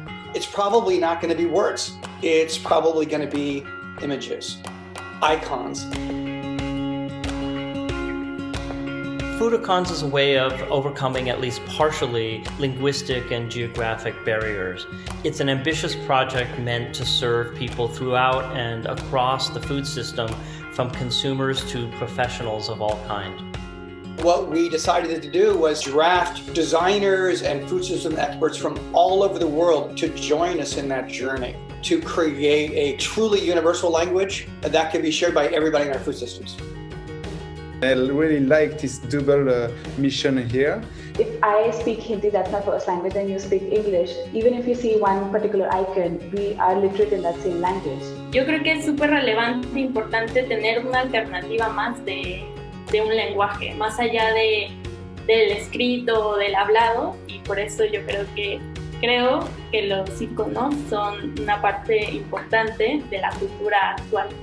Foodicons has a process where artists and designers create icons, but then go through a series of steps where they receive feedback from design experts, but also food system experts. And these designers have done a terrific job trying to interpret it in a way that is both simple, but yet informative.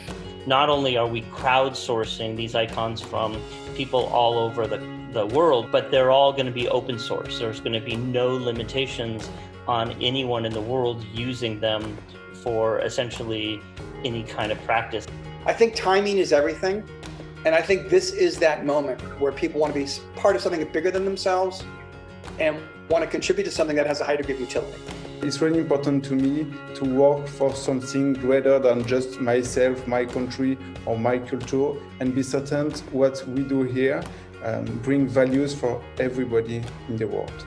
It's clear that there's a visual language evolving that is teaching us how all these terms can relate to each other. And the most exciting part of this project has yet to happen, and that's seeing how people all over the world use them. We expect to see uses we haven't even imagined as people communicate how they work and eat to all kinds of stakeholders. Our mission at the World Food Forum is to support and empower the next generation to create a better food future for the world. And to do that, we need a language that all people can use, a visual language like this.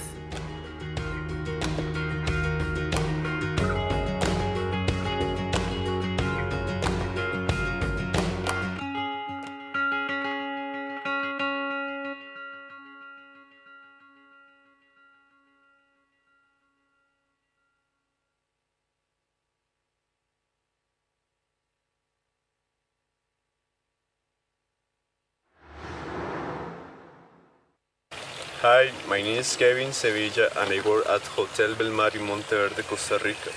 For us, consuming responsible seafood is really important in order to ensure the conservation of biodiversity and marine resources in general, by respecting the natural cycles of the ocean. We are going to make a traditional dish from the Caribbean coast of Costa Rica called rondon, with a combination of vegetables, tubers, Panamanian chili, thyme, coconut milk, and threadfin jackfish.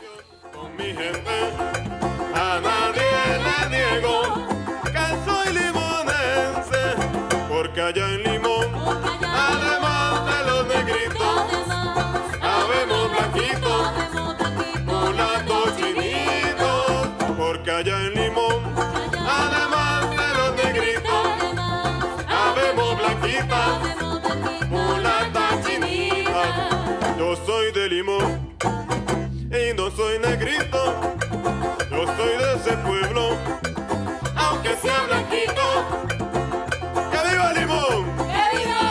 Y toda su gente, ese calor humano y su buen ambiente, porque allá en Limón, además de los negritos, habemos blanquitos. We would like to thank Marviva for making possible the connection between sustainable fishing and Hotel Belmar.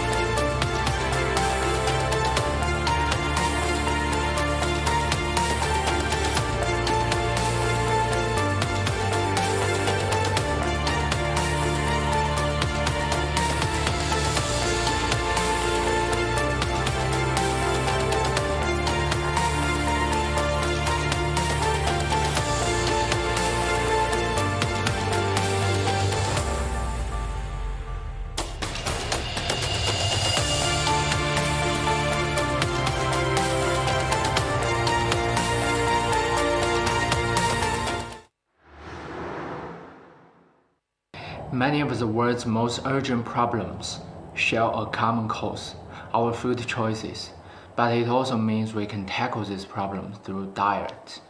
Now more than ever, amid a pandemic and global unrest in response to the instability of food system, young people today want the sustainable food system envisioned in the 2030 Agenda for Sustainable Development, and they are also driving the change for that.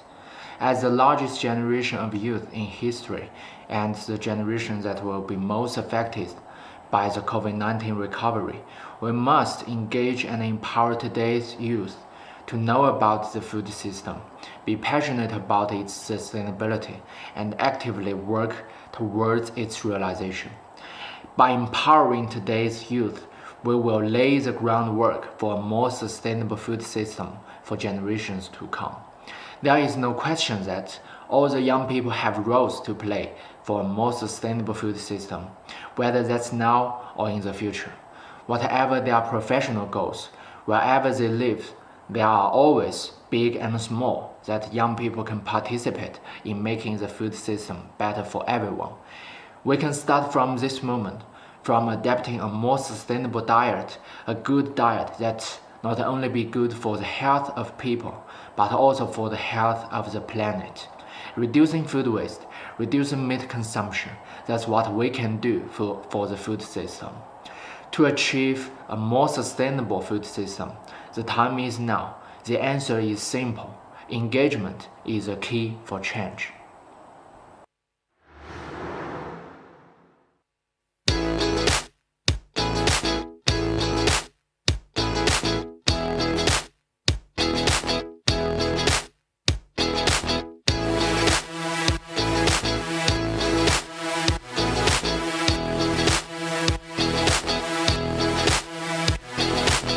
Hello, my name's Alan Rosenthal. I'm a chef, cookery teacher and food writer based in London. Over the years, I've become known as an expert in one-pot cooking, and I've written some books on that subject. In fact, my latest cookbook, Foolproof One Pot, came out in the UK and overseas earlier this year in February. It's full of delicious recipes inspired by dishes from all around the world that just happen to be cooked in a single pot. Besides the obvious practical benefit of just cooking in a single pan, there is also an environmental benefit of just using one pot. In particular, you're using less energy. There's only one pan to heat and to cook, and you're using less water as well, and also less cleaning products. You can often find me teaching my one pot classes at Leith's School of Food and Wine based in London, and I also use my one pot recipes quite often as inspiration for the main courses at my supper clubs that I do here in London as well. It's been tricky times over the last 18 months for all of us across the world during coronavirus and all the lockdowns that have been going on. But perhaps one of the positives that have come out of this period is that more people have started cooking from scratch at home because they weren't able to get their takeaways from the local restaurant, and they weren't able to go to the shops in the same way that they were able to before. So I think that's a real benefit to come out of this tricky period. Obviously, for a professional cook like myself, it's really easy to pull together some ingredients that I've got left over in the fridge or in my store cupboards that can be mixed together in a particular way, and I'll come out with something really delicious for a meal in the evening. But it's obviously not as easy for everyone to do that. Today I decided just to get someone else's opinion and experience on the last 18 months, so I've invited my great friend Adam to share his experiences about cooking during coronavirus with you all. Hey Adam. Hey Alan, how are you? I'm good, how are you? Nice to see you too. So what's it been like cooking over the last 18 months? It's alright, it's got a bit boring. Yeah. At the beginning it was a lot of rices and pastas and things. Moved on to then just other things from my childhood, things that I like cooking that made me feel good, but after 18 months, a lot of the same stuff. So kind of would like some inspiration and some ideas of things that are sustainable, nutritious. It just tastes great. Cool. All right, well, we'll see what we can do. So today I'm going to show you a recipe from my cookbook that'll inspire you to cook something really tasty and delicious that's also easy and economical and environmentally friendly at home. So let's have a look at the ingredients for the recipe. Here we've got some fresh mackerel and anchovies, which are both great sources of protein and also full of omega-3s, which have great anti-inflammatory properties for the body. Mackerel in particular is incredibly sustainable. These are new potatoes, waxy potatoes rather than floury ones. These have a lower GI index. Tomatoes, high in lycopene, which is again great antioxidant and anti-inflammatory properties. Red peppers, higher vitamin C content than oranges. We've got some capers, fresh rosemary, fresh basil, some lemon, extra virgin olive oil, and some garlic. Garlic is a brilliant prebiotic which will feed the good bacteria in your gut.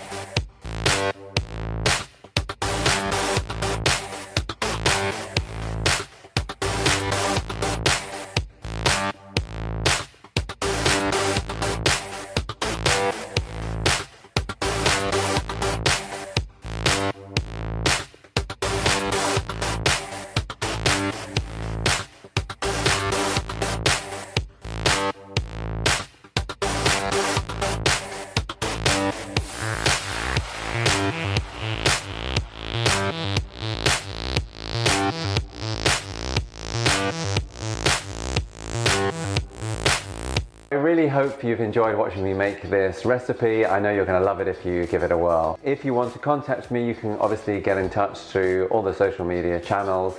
I've also got my own website too, so please get in touch if you'd like.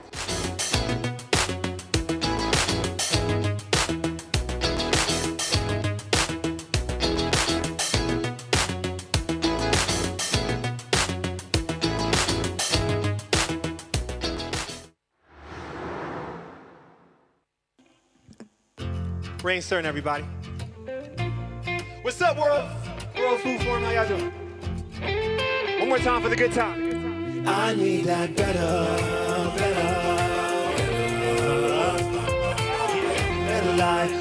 production. It's better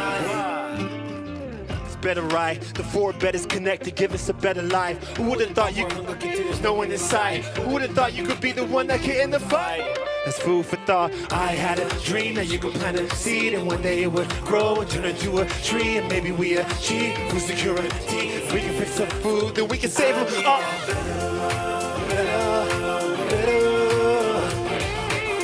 Better life, better production. It's better right. We need a world. Hey!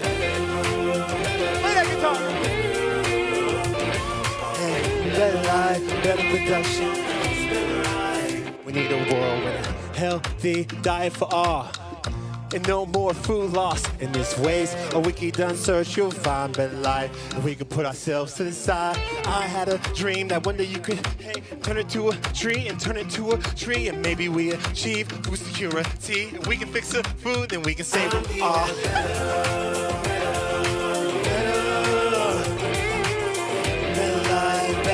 It's better right. I had a dream, plant a seed, and one day it would grow and turn into a tree. Maybe we achieve food security. If we can fix it right, we can save them all.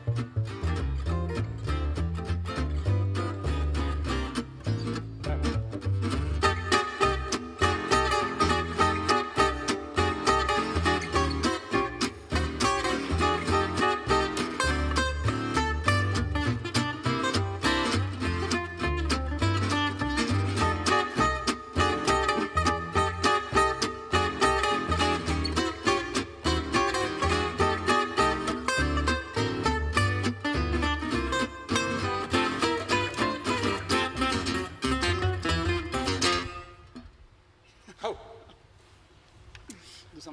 L'usambianza. 1, 2, 1, 2, 3, oh.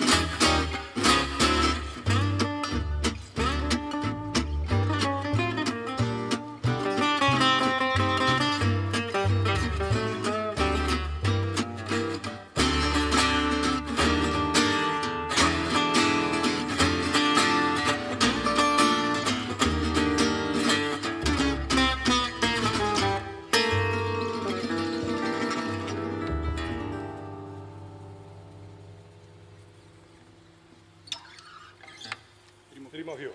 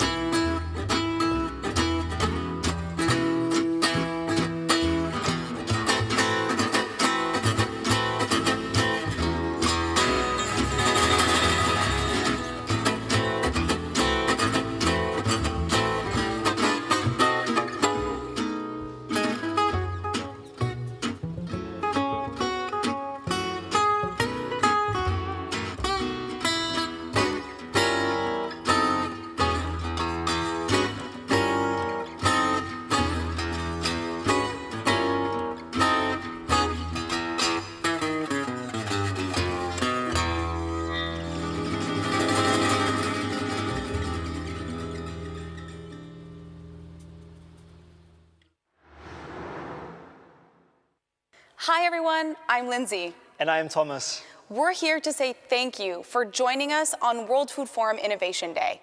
Already, it's been such a mind-expanding day. And we just wanted to make sure that all of you know what's coming up over the weekend and early next week. So don't miss anything. Tomorrow is Wff Creativity Day, featuring the Food X Film Festival, a masterclass from Japan about food systems in a circular economy, and the Global Goals Roadshow with musicians A.Y. Young and Timo Peach. Then on Monday and Tuesday, we'll have 2 days dedicated to the Youth Action Assembly, with roundtables, compendiums, national and partner statements, masterclasses on topics like blockchain and revolutionizing food education. And we will launch the Food Systems video game. On Tuesday, there will also be the Junior World Food Forum and the launch of the Foodicons. In the evening, we'll be closing out with the WFF ceremony, presenting the outcomes of the Youth Action Assembly and concerts by A.Y. Young and Kai Catcher. Let's keep the momentum going. Be sure to check the agenda and mark your calendars for the events you want to attend. And stay with us today. We still have the Thought for Food Summit and After Party coming up this evening at 6 p.m. See you there. Welcome back. As you can see, the stage has changed a little bit as we're getting ready for the Thought for Food Summit, which will start at the end of the hour. But first, we will announce the winners for each of the 4 competition categories and the overall winner of the inaugural World Food Forum Startup Innovation Award powered by the Extreme Tech Challenge. Please join me to welcome Maximo Torero to the stage to announce the winner of the Better Environment and Better Life categories. Hi, how are you? So thank you, Victoria. And we had some tough but productive deliberation.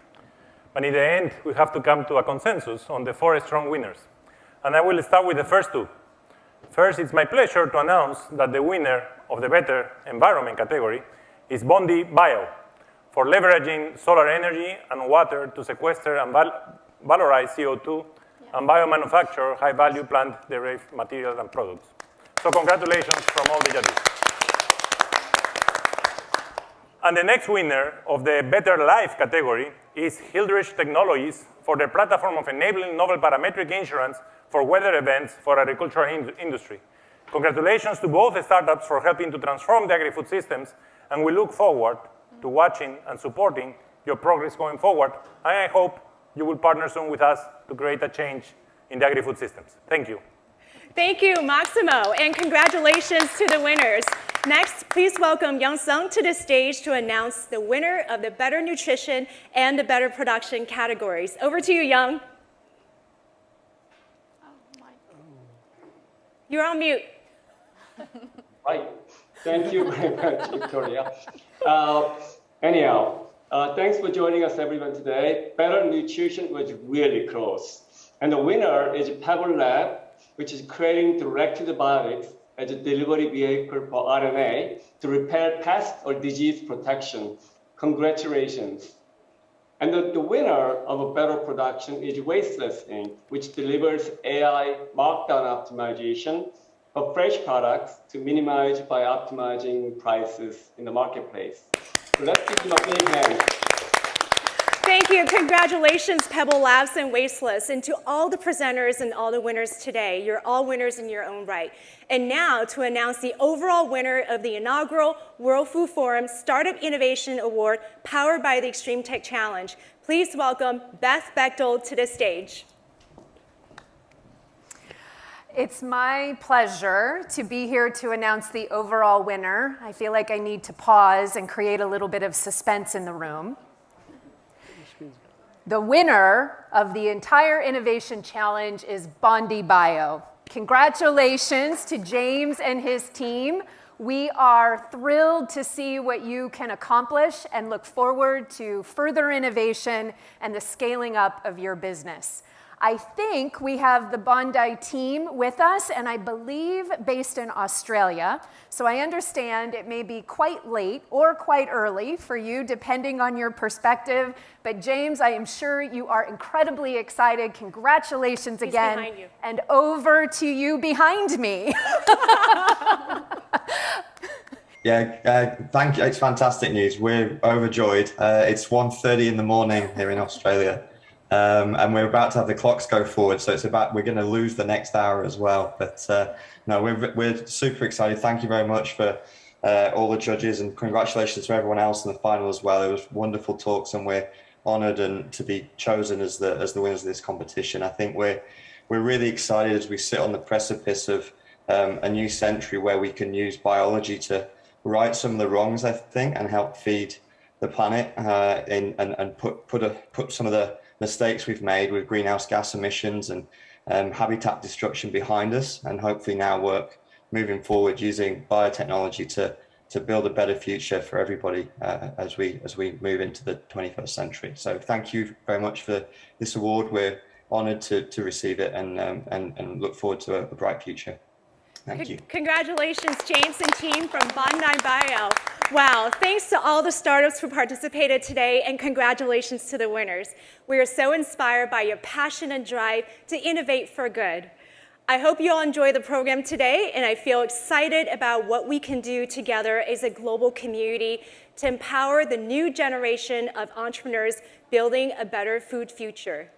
The Extreme Tech Challenge 2022 competition is now open. I hope to see many youth entrepreneurs applying to this year's challenge. For more information, please visit our website at www.extremetechchallenge.org. If you're excited and inspired to get involved, to invest in and support purpose-driven startups, please join us. If you're a startup founder, apply to XTC. If you're an investor, invest in these amazing mission-driven companies with the potential to scale. If you're a corporation, partner with us to scale their impact. And if you're a philanthropist, support our mission to democratize opportunities across boundaries. If you're a university administrator, consider joining XTC as a regional partner to provide more opportunities like this for your entrepreneurs. And if you're a policymaker, let's work together to power the next generation of innovative startups in the XTC ecosystem and beyond, to deploy these technologies so that we can impact more people around the world, to create a sustainable, healthy, and prosperous society. And I want to thank all of you joining virtually from around the world today, and for supporting this week's inaugural World Food Forum event. Now, please stay tuned for the Thought for Food Summit right after this program. Here's to solving the world's most pressing challenges through startups, innovation, and global partnerships. I need that